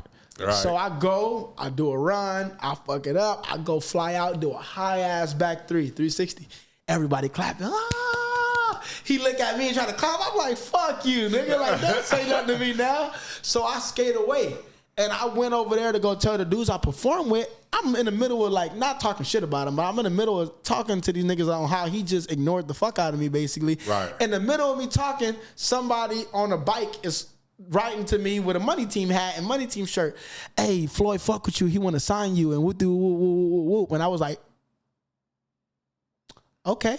So what we doing? You know what I mean? So he like, yeah, he gave me his number and all this type of shit. We was talking for a bit. And Floyd used to come down, and every time he come to the beach, he'd FaceTime me. I'd ride down with them on their bikes and shit. And he would come by my show and give us all bread, like, you know, bread. Yeah. And the problem that I was having with him, though, is he liked to talk to niggas like they ain't shit. And I'm not good with that kind of stuff. So, you know, the other dudes, oh, yeah, okay, my bad, or whatever the case is. And he tried to play that card with me, and I'm like, nigga, my dad been in jail since 98. Don't play with me, my nigga. And then he saw I was getting serious. He was like, we were just playing with you, bro, dude. I said, for sure. And then after that, he unfollowed me. The money team unfollowed me. Niggas unfollowed me. I'm like, okay, I see what's going on. And I just left it at that. Like, it is what it is. I saw him again, like, probably like 2 years after that. I seen him again, and he FaceTimed me like, where you think I'm at? And I'm like, oh, okay, for sure. And then he pulled up on my show and then, again, gave us some bread. And that was, like, our last encounter. So I would say we cool. Like, you know what I mean? Like, it was never bad blood. It was just more like, you got me fucked up. And I don't fit into the program of niggas he can talk to however he want to. So, you know, if you fit it, you fit it. If you don't, you don't. And not me. On my mama, I don't give a fuck how much money you got, dude. Never mind. Yeah. So this is something that, because we had a conversation off screen, I want to know how you gained such a big fan base in Poland. Bro, I want to try to call him right now and just let him know that I'm on this fucking. You ain't calling Neo again, are you? No, hell no, not his slow ass. I got to call my boy Big Zeus. So this nigga, he got to answer. I'm going to call him like 3 times. He in Poland. He just had surgery, though, but I'm going to blow him up. He got to answer. 1 second. What time is it? It's like almost 9 there or 10 there right now. Hold on. So I met this dude in Venice. It was just this motherfucker again. Venice. Here we go. Wait. Hold on. 7:55 p.m. in Poland. He should Right. be awake. Yeah. I'm going to call him to this nigga answer. He going to answer something, watch. But anyways, so I met him in Venice. He was shooting some video, and he was doing like, if you beat this guy in basketball, he give you $100. But the dude sucked. It was just, here you go, right here. Look, hold on. I'm talking about you right now. I'm doing this podcast. What's up? What up? What's up? They podcast be going crazy. I'll show you when it's out. But anyways, they're asking me basically, how did I become famous in Poland? So I said, I got to call this motherfucker real quick and just tell you to say what's up to the camera. He took us Compton. And I'll explain exactly what that means in just a second. But yeah, I love you, bro. I just wanted to, you know, I see you. All right. So he was shooting a video, right? And I don't know if you see my back tattoo. I got like a fat ass. Big old Compton stuff, exactly. yeah. So after we did the video with them, mind you, he's a UFC fighter. Okay. And the other dudes, they all fight. Okay. They all fight UFC. These some big motherfuckers. And you know, I beat the dude. They gave me the 100. And they see the Compton on. Like, they're like, bro, we want to go to Compton. Is it dangerous? And I'm like, It can be. right. I'm like, it depends. Like, what the fuck? Why do you want to go? Yeah, like, why? Right. I don't understand. Like, it's not Venice. Like, you know what I mean? It ain't no. Yeah. It don't got no tourist attractions. Like, what the fuck do you want to go to Compton for? But anyways, I'm like, nah, you good? Like, you can go. I'll take you. You want to go to my hood? I'll take you where I'm from. On God. So he was like, really, really, really, like, really? I'm like, yeah, motherfucker, I got you. So, boom, we set it up. He come get me at like 9 o'clock at night from downtown. I was staying in downtown at the time. This nigga come pick me up in like a matte black with a kit on it, Urus. Now I'm it's like, gonna who be the way- fuck is this nigga? Yeah. So he come get me, and then the dude that was Are you driving taking it, that over to Compton? right? The dude that was driving, he driving all extra out. I said, nigga, this is not GTA. Kick back. On my mama, he was. I'm like, nah, we ain't doing that. Yeah. So, anyways, we filmed the video. I took him to the hood that I'm from. I'm like, you know, I'm from Wilmington Arms, so it's a project. It's not like, you know, there's certain hoods in Compton to where it's just like houses or like it's an area. My shit is a project, so it's like it's real like grimy, you know. And they met a lot of like some of my older homies and shit. And that video just basically went crazy in Poland. Like, you know, they love Compton, they love niggas, and they love me. So it started that was the first video. I gained like probably like 40,000 followers from that. Wow. And then I decided to go to Poland. My first time going to Poland was last year. I went to Poland, and they had all these YouTube videos and streams and everything lined up for me already. So we're shooting all this content, doing all this shit, right? And bro, by the time I left, I gained over 100,000 followers. God damn. I swear, it's crazy, bro. Like, it's really crazy. But what's crazier is when I get to the airport the first time when I got there, there's a kid waiting for me at the airport to sign his skateboard. I was like, what the fuck? Like, what? And I'm like, that just opened my eyes, because honestly, I'm not gonna lie. When they first put me like on their story and shit, I probably got like 1,000 followers like that day or within like the next day. And I'm like, something gotta be fake. Like, this don't seem real. Like, it's just the way it's happening is so like, what the fuck? But then when I got there, I saw this nigga really can't go nowhere. Motherfuckers is running up to his car to take pictures, and so he's super famous out there. He's huge there. And what is he? Did you say he's a UFC fighter? He's a UFC fighter, but his name is, well, his real name is Bandura Cartel. Okay. But his YouTube channel is Bungee, Bungee. Okay. And it's him and another dude, big ass dude. And that's the dude that was just on the phone. That's who I just called Bandura. But Bungee. Bungee. Okay. Bungee is a group of two dudes, but they're really like a whole crew now. And Gino is the other dude who, like the main two who film these videos and shit, and they do like a lot of like jackass kind of crazy shit. So they had me doing this shit, and I'm like, you know, my reactions being from LA, I'm like, hell no, y'all niggas is crazy. And that's what just made everything go even more like live and crazy, and do the numbers and everything, bro. And like, I didn't expect nothing. And then I just went there again in like June. I was there this year. And then I just went back again in October. And I just got back. And every time I left, bro, he gave me like a nice bag. Like, here, some couple stacks. Here you go. It's all love. Thank you for being you, basically. You know, I love you. You're like a brother now, and it's all love. That's dope. He always got me doing some crazy shit, though, bro. I was in a fucking bath with fish, big-ass fish, and I was like, nigga, I'm scared of raccoons. Like, dude, I ain't never touched a live fish in my life, you know? So I'm like, I'm freaking out, bro. I'm like, oh, hell no. And then at the end, they sprayed me with like water hose of a fire truck. They had the whole fire truck there. They said we was going to have a water gun fight. And they gave me a little water gun. I'm blindfolded, right? They gave me a little water gun. And when they take the blindfold off, they got a whole fire truck. The nigga right there with the water hose. Whoa, and really, bro, I was actually heated. But after that, this nigga took me to the mall.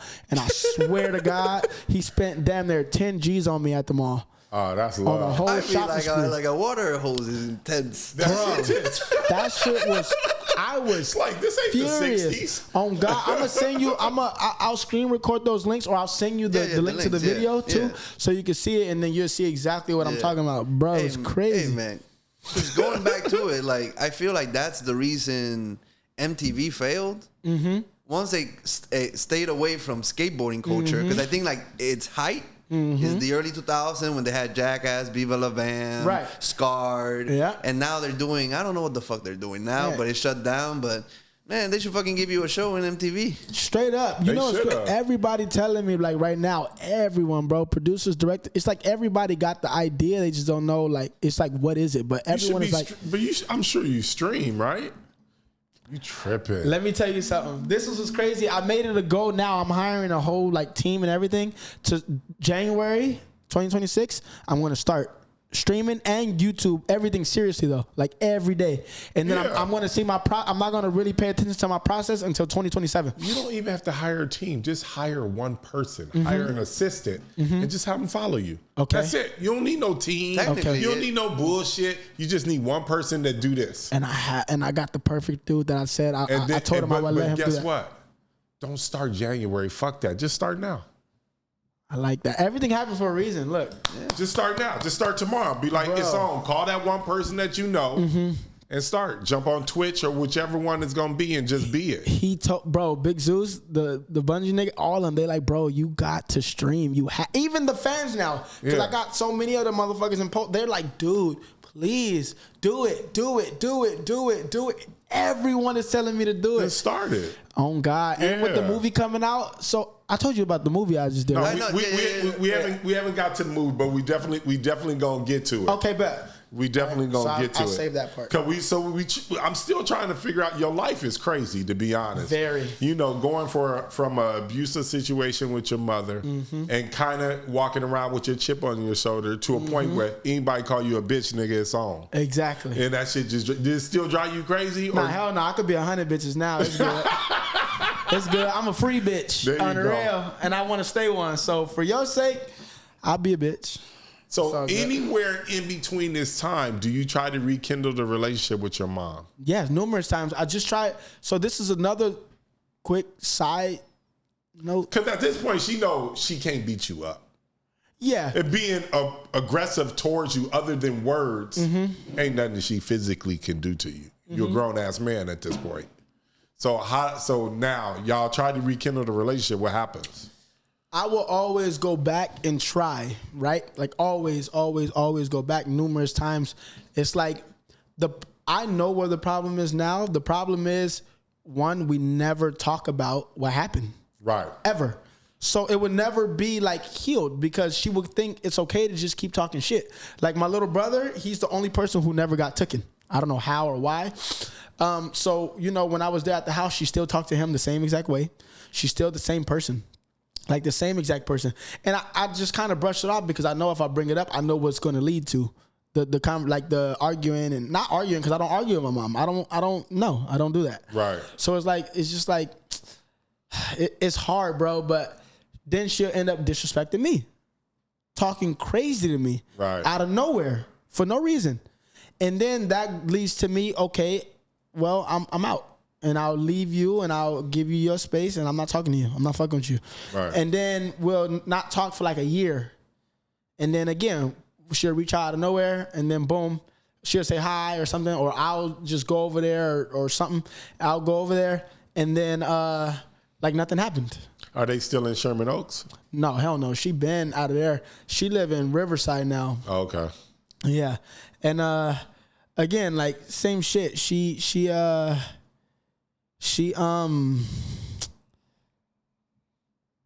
like normal and then out of nowhere start going crazy, spazzing, talking all this shit. So the last thing that broke us up the last time, so I was staying in downtown. I was paying like $3,000 a month for a 1-bedroom at this like loft place. And then I moved out from downtown to move in with this girl that I was talking to because she was paying, I give a lot of extra information, but whatever. She was paying $2,700 a month for a 3-bedroom apartment. Okay. In the Valley. Okay. So I said, what? Absolutely. And we were together at the time. So I said, fuck it. Like, yeah, I'll go there. I'll give you $1,700. You can pay $1,000. Like, I'm still saving money. Right. You know? So I said, fuck it. That didn't last a month or 2 months. Bro, fuck no. She slapped me when she was drunk. And I said, oh, yeah, I got to go. Girl, nope. I got to go. So then I told her, like, okay, listen, you want me to, if I pay you the rent for this month, because it's the beginning of the month, I will stay the month while I figure out where I'm going to go. Or I'm not going to pay you the rent, which was coming up in like 3 days or 5 days, and I know I have the 5 days to leave. She said, yeah, well, we're not together, so it's better if you figure that out, basically. So I said, okay.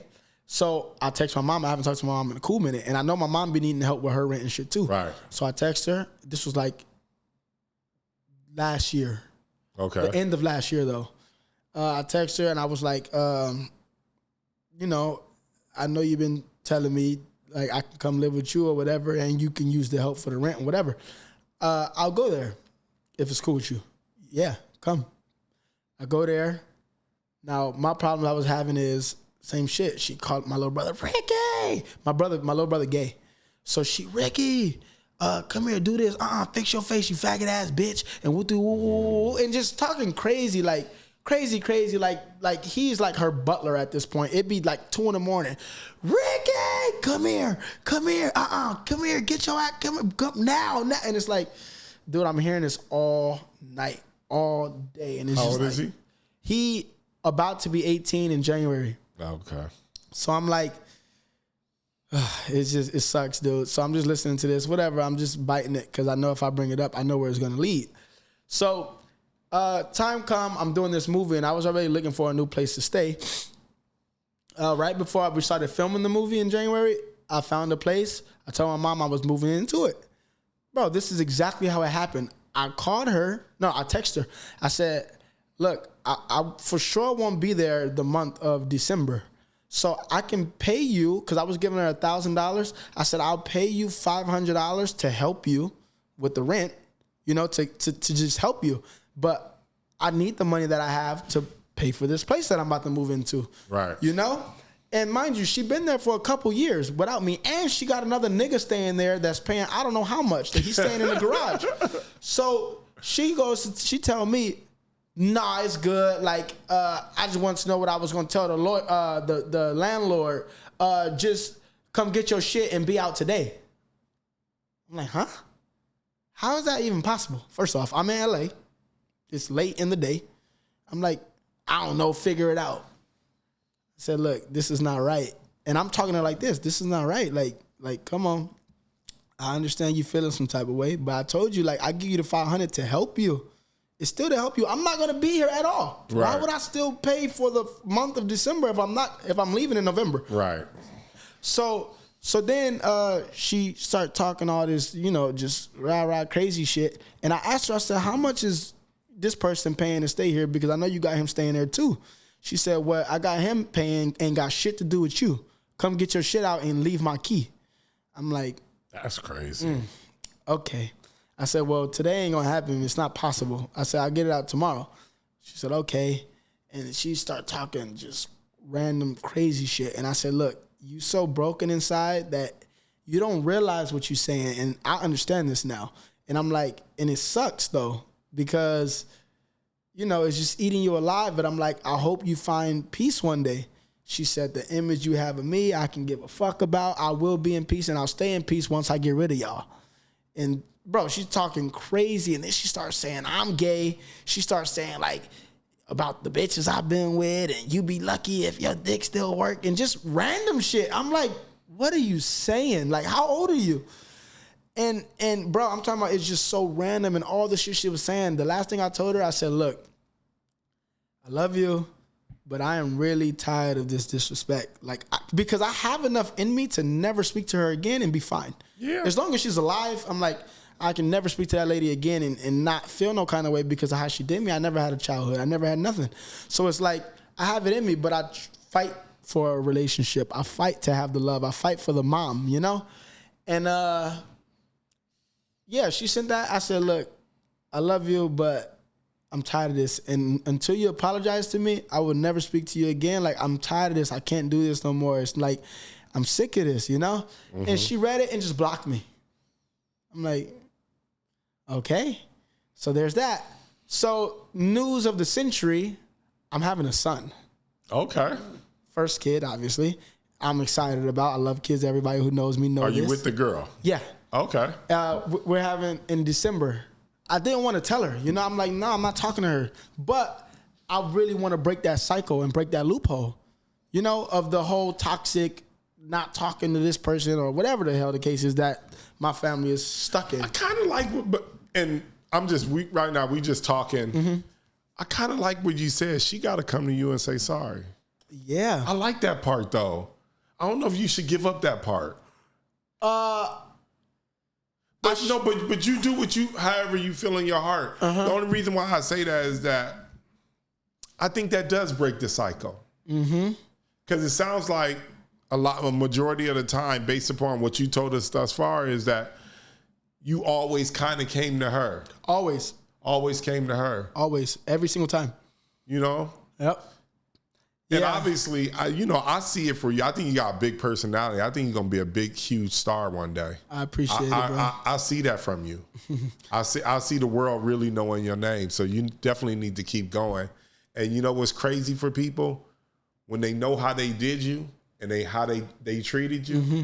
and seeing you way up there. Yeah, that made me want to cry. I'm not going to lie. Just what you just said. It's crazy because I'm telling you, like, to me, before I finish my mom's story, like, the way I think and the way I am as a person, like what you just said, like to comment on what you just said, the star thing and the world knowing my name is like, it's for a different reason in my eyes. You know, it's like my story and what I've been through. Like, bro, still this year I've said, I don't want to be here no more. I'm not suicidal. I would never kill myself, you know, but I've said it this year numerous times. I don't want to be here no more. I said the pain that I feel and everything that I go through, bro, I feel like it comes in waves and it goes and it comes and it goes and it comes. And I feel like you can't give that shit that much power, though. No, that's the thing. No. You can't give your adversity in life that much power where you say, I don't want to be here. I feel like my explanation for that is because I made it out. I made it out of where I'm from. I'm doing all these good things. You ain't angry. I'm not angry. No. But it's like no matter what, from being judged still, it's like, okay, we get it. You be the bigger person, look past it, right? Then, okay, getting pulled over, dealing with that bullshit. Okay, look past it. Then, but it's like little stuff like going to the store, being short 50 cents. Not me, but in general, the way the world is. Being short 50 cents, being short $1. And they going, nah, sorry, like, no, you can't have that. Or going to the fucking hospital and not having insurance. And now you got to wait an extra 5 hours. It's like, dude. Just the way like the society is so like messed up. I made peace with that a long time ago, which is why like I moved the way I move and just like I continue to just go. But it's just like, dude, it's not right, man. Like if it's up to me, I want to spread all the love I can possibly spread, and I would love for everybody to be on one path. It's like, bro, the world would be so much better like that. But why is it that everybody is just, it's not? And it's like, it's so cold. You could do that with your streaming. And that's why I feel like I'm here, dude, from with the streaming too now, using a new platform and a way to do it. But bro, I'm telling you, there's been plenty of times I can call plenty of people on my phone and they will vouch for it. Plenty of times I'll go to the mall, I'll see a family, right? I remember I seen a family walk in and she was looking at backpacks, but it was in one of them stores that be selling like all them like fashion shits. And she's like, is this all the backpacks y'all got? And she was looking like, oh fuck. And I'm like, I'll buy you whatever backpack you want. It was for her daughter. I'll buy you whatever backpack you want. And she like, you serious? And I'm like, yeah, I think she thought I was playing though. After she bought it, after she pulled the backpack out and once she saw me put the money out to pay, then she was like, and bro, she started like damn near crying, and the daughter was like, oh my God, and gave me a big ass hug. There's been plenty of times, bro, where I see a person in the street and I'm like, I'll just feel them. We'll end up having a conversation or a person just asking me, how are you? You know what I mean? Just that question right there by itself, dude, that's a powerful question that people don't tend to ask unless I'm driving a Ferrari or driving a Lambo. Then it's like, oh, how's your day going? Oh, nice car. Oh, wow. Like, wow. And I'm like, bro, if people had that energy, that Lambo, Ferrari energy, when I'm in the normal BMW, dude, like we will be very far in life. And there's been times, I'm telling you, bro, plenty of times though, where I'm just like this to everybody, because to me, it's like that means more to me than me having it, or that means more to me than anything. I never record it. I never do nothing. I swear to God. It's always just genuinely in me. What I do, you know what? How I do it, why and the I people do it. always talk about that, like recording it. I shouldn't record it because they feel like you taking advantage of it. I don't feel that way. Right. I feel like when I see people doing things that help people, it actually motivates it me inspires to be. You. Yeah, I was like, you know what? What the fuck am I doing? Right. Yeah. Let me pay it forward. So when you do your streaming tomorrow, when you do your streaming tomorrow, when you start, be yourself and don't be afraid to show who you are on camera and your heart, because sometimes that moves from person to person. Right.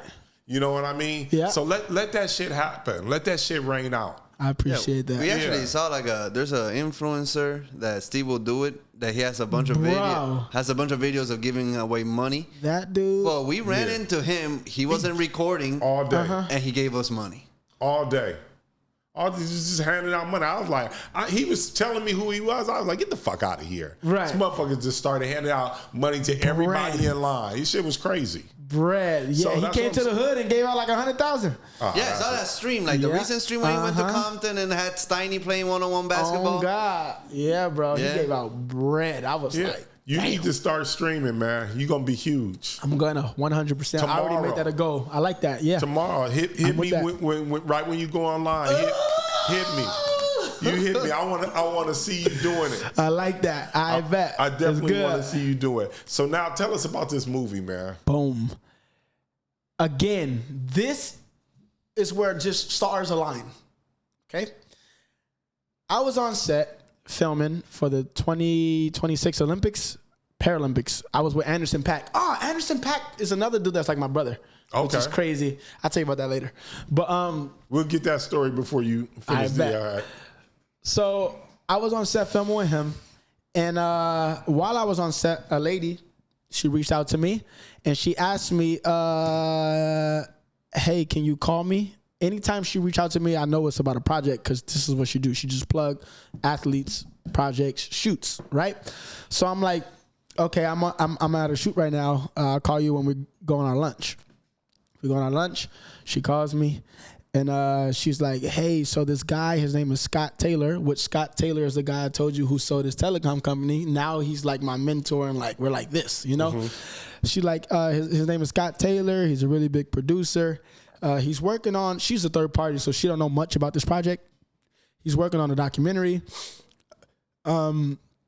He really wants you to be a part of it. And she like, trust me, you might want to like respond to this guy. He can be a really big, it could be a really big check. And she's like, he wanted to reach out to you, but he didn't know how to. He didn't want to DM you because he's sure you probably get like a lot of random DMs and shit. And yeah, but she like, but trust me, this is legit. You want to respond to this guy. I said, yeah, give him my number, of course. So he calls me right away. Hey, buddy, my name is Scott Taylor. I'm working on a movie with this really cool, awesome director. Her name is Catherine Hartwick. Catherine is the director of Twilight, Lords of Dogtown. That's major. The movie 13, which she got her award. She won a lot of awards for this movie 13. But the biggest flex to me is Twilight. Yeah. You know what I mean? She also did like a lot of other movies that I saw, like Miss Bala and this other movie with Jennifer Hudson and Drew Barrymore.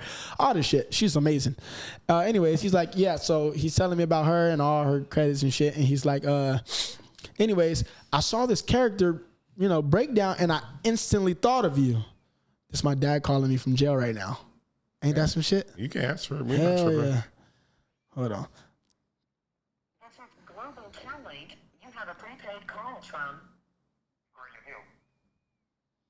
an incarcerated individual at the Kern Valley State Prison, Delano, California. This call and your telephone number will be monitored and recorded. You have a prepaid call. You will not be charged for this call. To accept this call, say thank you for using Global Telling. Hello? Yeah, what's going on? Did you go to the thing? I'm here right now. You on speaker, and there's a camera in front of my face, and we're still talking. Oh, is that right? How you doing, though? How everything going? Everything good. Chilling. We was talking about you a little bit Oh, is that right? on the real. I will see you. Start talking. I'm talking about the movie right now and how that came about. You know what I mean? But we almost done. If you can hit me back in like 30 minutes. Oh, yeah, for sure I'll hit you back. Because I got class in a minute anyway, but I'll hit you back. But send my love to everybody up in there, who all up in there now. I'll tap back in with you in a minute. Yeah. All right, yeah. So this is where it gets crazy. So he's like, yeah, I'm working on this project with this director. He told me about Twilight and all this shit. He's like, but I saw this character breakdown and it instantly made me think of you. Now he goes, you don't know me, but I know you. I met you 6 years ago one time. I shook your hand one time and I just knew you were special. This is what he told me. He said, I used to go to the beach all the time. I always see you with the kids, all this type of things. And this can just be your karma. He said, I don't want nothing from this. I don't need nothing from this, but this can just be your karma. I showed the director you. She loves you. Are you interested in possibly doing this movie? I can introduce you to her, set up a meeting, blah, blah, blah. I said, absolutely. He set up the meeting with this director, and it was over with. She She already fell in love from my Instagram and shit, but when she met me in person, it was like she just lost her mind. And then she started telling me about the characteristics of this character, right? And she goes, this is where it gets spooky and like just like, okay, are you writing a movie about me? Like, what the fuck? She goes, so Drex is the character in the movie, right, that I play. And she was like, so Drex, he's like the guy at the skate park that everybody knows, everybody wants to talk to. Mind you, she's talking about at Venice Skate Park, that everybody knows, everybody wants to talk to, and all this type of stuff. And I'm like, well, that's me, like literally. And then she was like, he's also the guy that when there's a problem, everybody comes to solve the problem. I'm like, again, when the police got a problem at this park, they come to me. Parks and Recs, they come to me. Anybody at the skate park, they come to me. I swear to you. So I'm like, ain't no way. Like, what the fuck? Then she goes, he also was, first off, then she shows me a picture of him, and he's like this light-skinned kid. I'm like, the irony of this, you're doing a movie, and you're looking for a skateboarder in Venice. You could be looking for the typical Tony Hawk looking motherfucker. All day. But you're looking for a light-skinned black motherfucker that look exactly like me with these characteristics. So it just keeps getting crazier and crazier. So then she goes, so yeah, Drex, he also was raised in like the foster system. Oh, shit. Bro, I'm like, there's no way. Like, what the fuck? I'm losing my mind. I got goosebumps, and I'm just telling her, like, you know, about my story, and she start crying at this point, like, oh my God, like, no way. And then she goes, he also has a passion for music. I said, like, at this point, do you want my social? What the fuck? Like, this is literally me. Literally, though. Like, every single thing. It's me. So I'm tripping out. I'm like, what the fuck? Like, there's no way. So then I start telling her all about me. I showed her one of my songs, and she heard it, and she started crying and like, oh my God, you're special. So then the first thing she told me was, well, yeah, you know, we're going to have you in the movie no matter what. Even if it's not like the main role of Drex, we're going to have you in the movie. I said, trust me, I'm telling you right now, there's no way I'm playing any other role. I'm playing Drex. 1,000,000%. And she loved to tell that story because I was right. And it's like now after filming, she was like, her biggest fear was, is she tripping? Is she like dreaming? Is it like her that just loved me and everybody else? Or can I act? Or all this kind of stuff. So then we had to do like a self-tape, a table read, all this type of shit. And then everybody that I was meeting loved me, falling in love with me. And she's like, I knew it. Like, exactly. Like, I know I'm not crazy. Like, what the hell? Like, that's dope. Bro, it's so crazy. So then, like, it come time to, like, the last test was me meeting, like, my co-star in the movie, which her name is Isabel Furman. I don't know. Have you ever seen the movie The Orphan? Yeah. It's a scary movie of a little girl got adopted from an orphan. Yeah. So she's the girl who played the orphan. And she was my co-star. I didn't know her by her name, but I knew her by the movie. So she said, Isabel Furman, I got to go do a read with her, blah, blah, blah. So I go in, I see her. I'm like, wait, what the fuck? I know exactly who you are. So it's crazy. Now we're doing a read together and shit, and she fell in love with me. So then they call me. That was it, Isaiah. That was the last thing, dude. Everyone loves you. There's nothing else at this point. Like, you got the role, and I'm like, that's what the fuck I'm talking about. You know what I mean? And it's the lead? Bro, I got the biggest role in the movie. The biggest role in the movie. Like, I'm the movie. Everyone that was on set, James Franco is in it too. You know James Franco? You got him. You making a comeback? Bro, exactly. Maybe he had a cameo. It was like a quick scene, but they honestly they might cut that out because I mean, he got a lot of shit. I don't know. There's no criminal charges. But James Franco, you know James Franco, dude. He played Harry in Spider-Man. Listen, you know what it is? I'll show you his face. I'm really from the hood. I got if they ain't black, I don't know who they are. But this nigga, you should know. I probably know him by face. Okay, yeah, of course I know him. There you go. I know his face, but right, but not the name. But yeah, I'm really black. I'm really unreal. I wear that. Right. White stars. I be like, I don't know who you talking about. On God. So when I seen the final edit though, bro, to comment on that, they actually did cut him out. And I think it's because the backlash, they saying like, I think having him in the movie is a risk.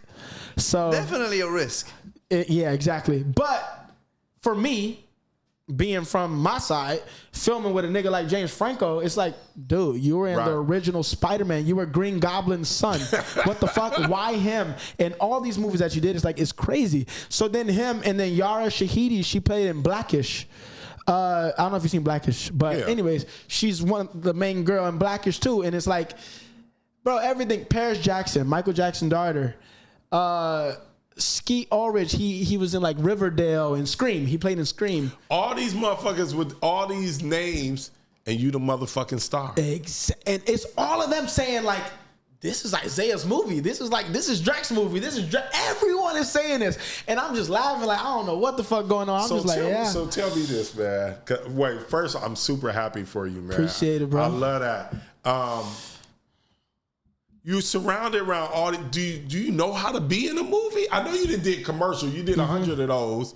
You standing in front of crowds every day talking shit and getting that. How was it preparing for a movie though? That's the thing, and this is what Catherine loves to tell. Like she loved to tell this story too. She always say like she remember when she first gave me the script to like go study it. I looked at it for like 5 minutes. I swear to God. Like the page, it was like a 2-pager of lines that I had to do, right? To prep and do like a little self-tape. I looked at it for like 5 minutes and I'm like, okay, let's do it. And she was like, no, she was like, what the fuck? Exactly. She was like, that's what she loved to say. Like, does this motherfucker think I'm playing? Like, what is he joking? Like, what the fuck? And when she saw it, she lost her mind. She was like, what the fuck?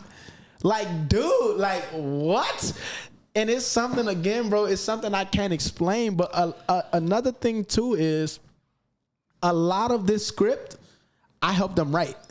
Because the first version of the script, which I was reading for originally, it didn't get picked up. The buyers, no one wanted it. It was like, it was too plain. The biggest plot twist in the movie was when I seen like my enemy from the group home, we fought. That was the biggest plot twist. And I helped them rewrite it from the beginning to the end. In the beginning, it give you the description of Allie on how like her parents was like crazy and she ran away from home, basically, blah, blah, blah. But I'm like, no, like you gotta live that. If it's instead of it starting like with her at the bus stop waiting on the bus, if it starts where it's dark and you see the lights coming in through the blinds and you just hear the dad, get the fuck up. It automatically goes from you watching the movie like, okay, this girl's at the movie, to when you hear it, you're like, and you really like locked in, you know? So every single thing I told them from beginning to middle to end, they applied it and it got picked up like that. Swear to God. So I got writer credit, consulting credits. They gave you writing credit? Music credit, everything. Crazy. Man, good for you, man. Crazy, bro. It's really, really crazy the way this came about. And it's the journey of filming, bro. I'm telling you, like, what's crazy to me is all these actors who've been acting like, you know, for a while, their whole life. The director's like, okay, but you got to put like a little bit more into it, or you got to do this, or you got to do that. Every time after cut, she come to me like, dude, what the fuck, Isaiah? Like, you're killing it. And then after the cut, she keep telling me about the music supervisor. Everyone keep coming to me about my performance. When she did like the little pre-screens for like other directors, you know, it's like stages before they put a movie out. They do like these private like showings for directors and shit for them to come, and they leave notes and shit. Everyone keeps saying how Drex is their favorite. Drex. She's like, dude, I'm telling you, when this movie comes out, be ready. And I'm just like, so do you have an agent? So I know you had the commercial agent, and you said you still with them, right? No, I'm not with her anymore. Okay. I'm in the middle. I might be signing with UTA really soon, and UTA is huge. Okay. Yeah, UTA. Everyone is with UTA. Kevin Hart is with UTA. Yeah. Yeah, it's over there in Beverly Hills. I've been there. And talk about, you mentioned Kevin Hart. You are working with Kevin Hart in a couple of things. Yeah, I don't know if you can talk about it. He has like a studio in like Canoga in the Valley, like a podcast thing. Off of Ventura. Exactly. And I was over there for my boy Jackie. Jackie Long is also an actor. Yeah. And you know Jackie Long? I don't know Jackie He was Long. in ATL. You seen ATL? Yeah, of course. Young brother? He's you got a Picasso in your house? I'll show you. Okay. Hold on. And again, I met Jackie through Ray. everything through right. Exactly. Ready to much. plug. Exactly. I love that. You see him? Yeah, I've seen him before. Oh God. Yeah. So he was there doing a podcast. He had some shit going on. He invited me over there, and I'm over there lit, just like drinking and like, you know, vibing. And it's Lou Williams, Spank Horton, who is, you know, Kevin Hart dude. It's their podcast basically, and you know, they were just talking to Jackie, but I'm over here just giving my little side comments. They was like, fuck that, come take my chair. So I went over there, sat down, they just loved me, and then they just was having me back and just, you know, just fell in. Oh, that's where Lou does his shit at? Yeah. I didn't know he did it out of Kevin Hart's studio. Yeah. That ain't the studio that where, what's the name in them at? Kevin Garnett? Yeah, Kevin Garnett is No, at. this Not one, that one. No, this studio is off Canoga. Okay. It's in the valley, like right off Canoga, and I don't know. That's all I can. I don't know. Okay. And so I have one last question. Who are your top 5 skaters Oh, of all time? yeah. Top 5 skater.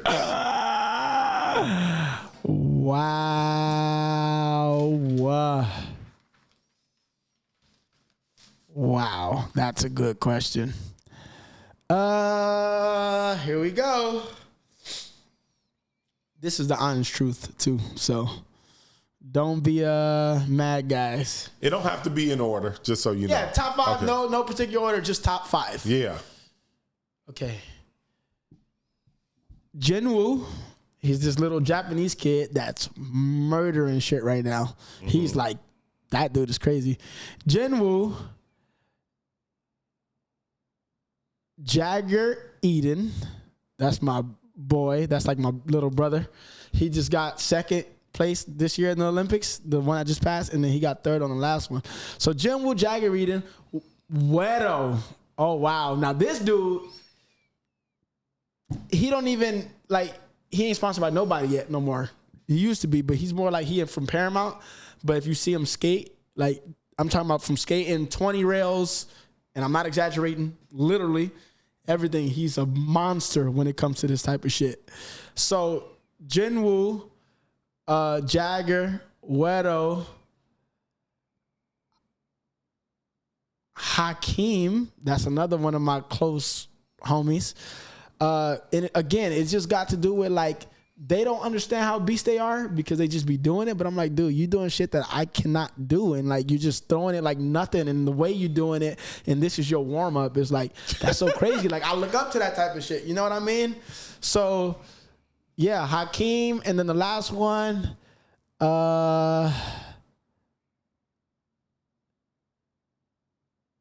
Luis Francisco. He from Brazil. That's my dog. That's like my brother.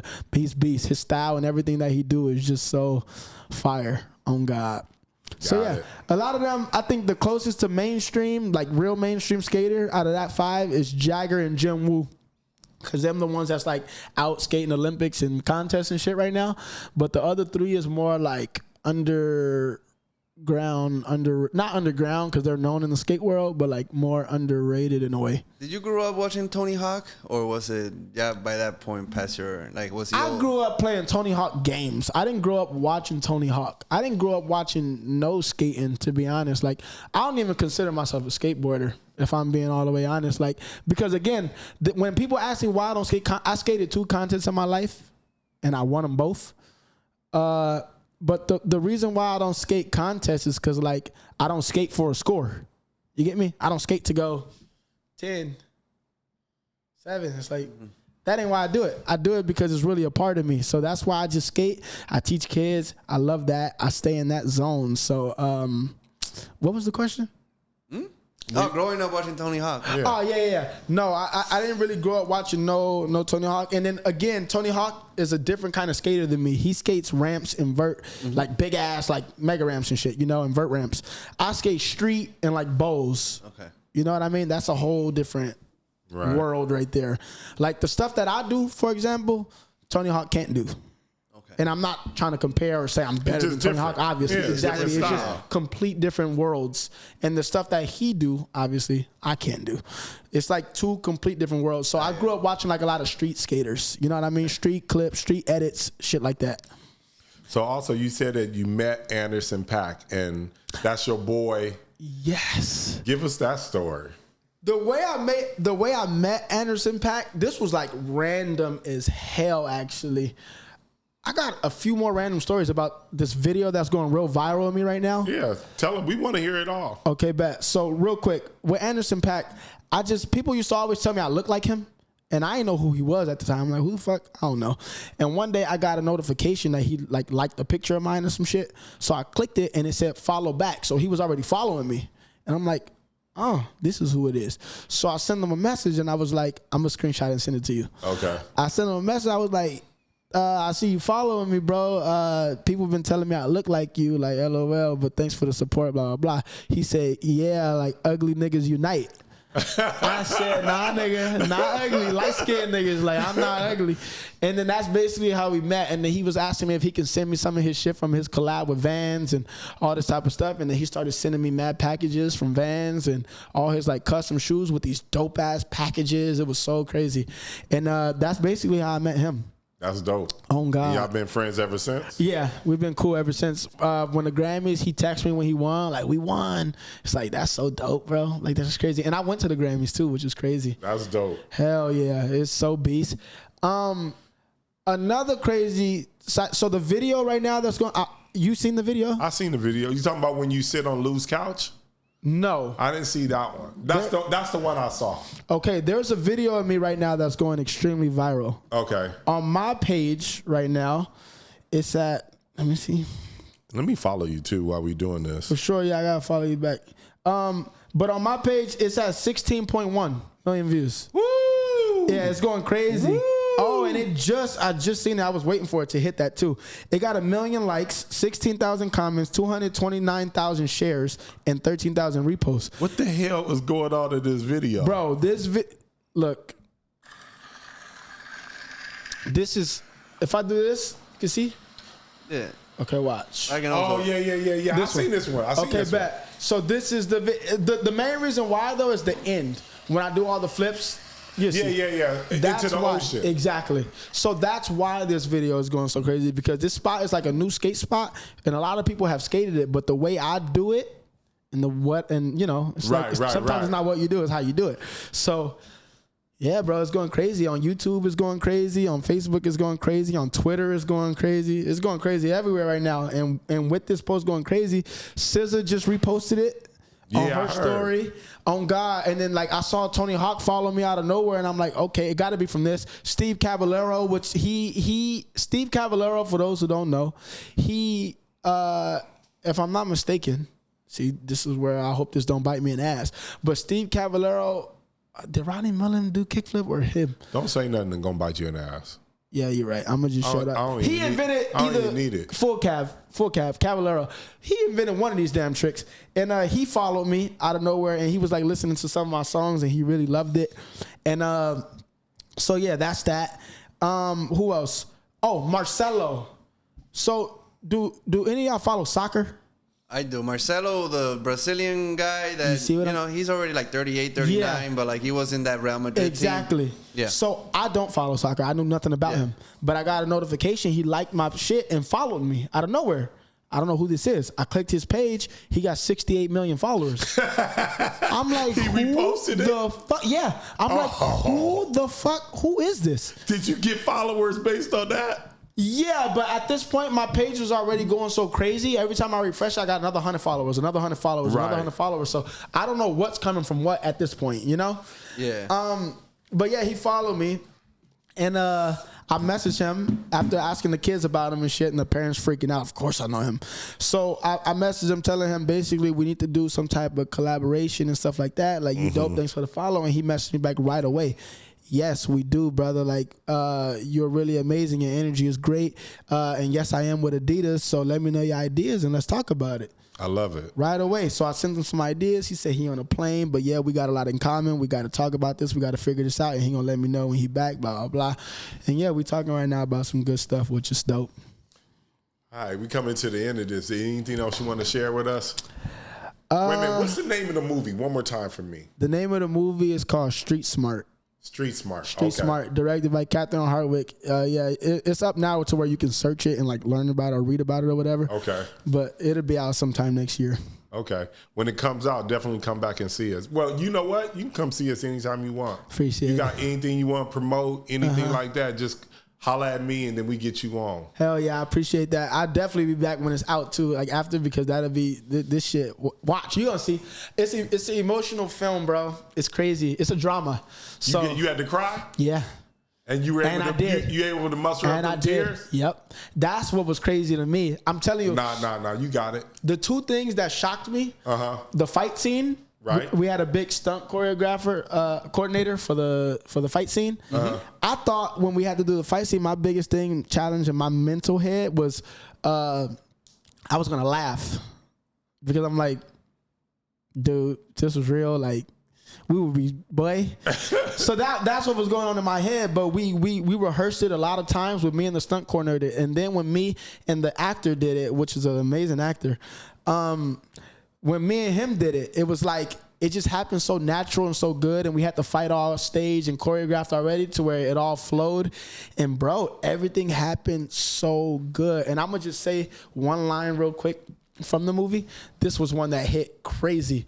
So it was right after he like basically was trying to act all gangster. I'm like, man, don't play that gangster shit with me, bro. I know who you really are. You used to cry every night in the group home for your mom and blah blah blah.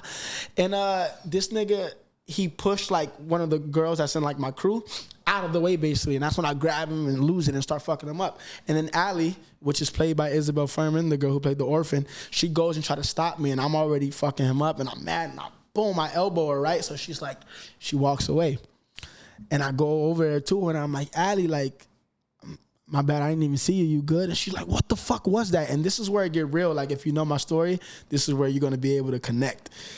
She's like, what the fuck was that? You were acting like a lunatic. You could have killed that guy. And this is where like the young version of me comes in, because it turns into like me trying to comfort her to like, now you coming at me. It's like, I'm like a what?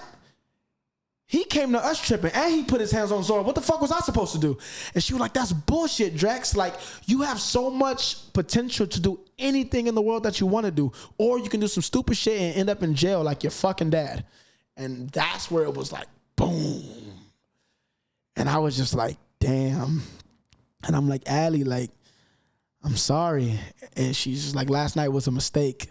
It shouldn't have happened. She just walked away, and that's when you'll see the rest. It's crazy, man. That's dope, man. It's crazy as shit. That's awesome, dope, man. Thank you for coming in and saying. Man. Absolutely. For those who are watching, if you don't know me, you will know me now after this. It's been a pleasure, man. Continue to follow my journey. Isiah Hilt. You can find me anywhere and everywhere.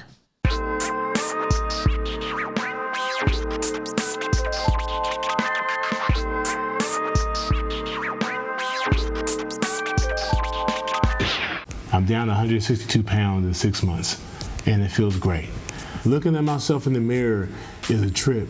I marvel at myself now because I'm like, man, I've done this in 6 months. 6 months is not that long ago. I started this program back on July 1st at 288.5 pounds. Today I weighed in at 184. When I first got here, I was sad and depressed and stressed out. Over time, I regained my self-esteem, my willpower, my determination, and those things have helped me to grow and become happier with myself and in life. Use code TFU10 for a discount on the full body cleanse.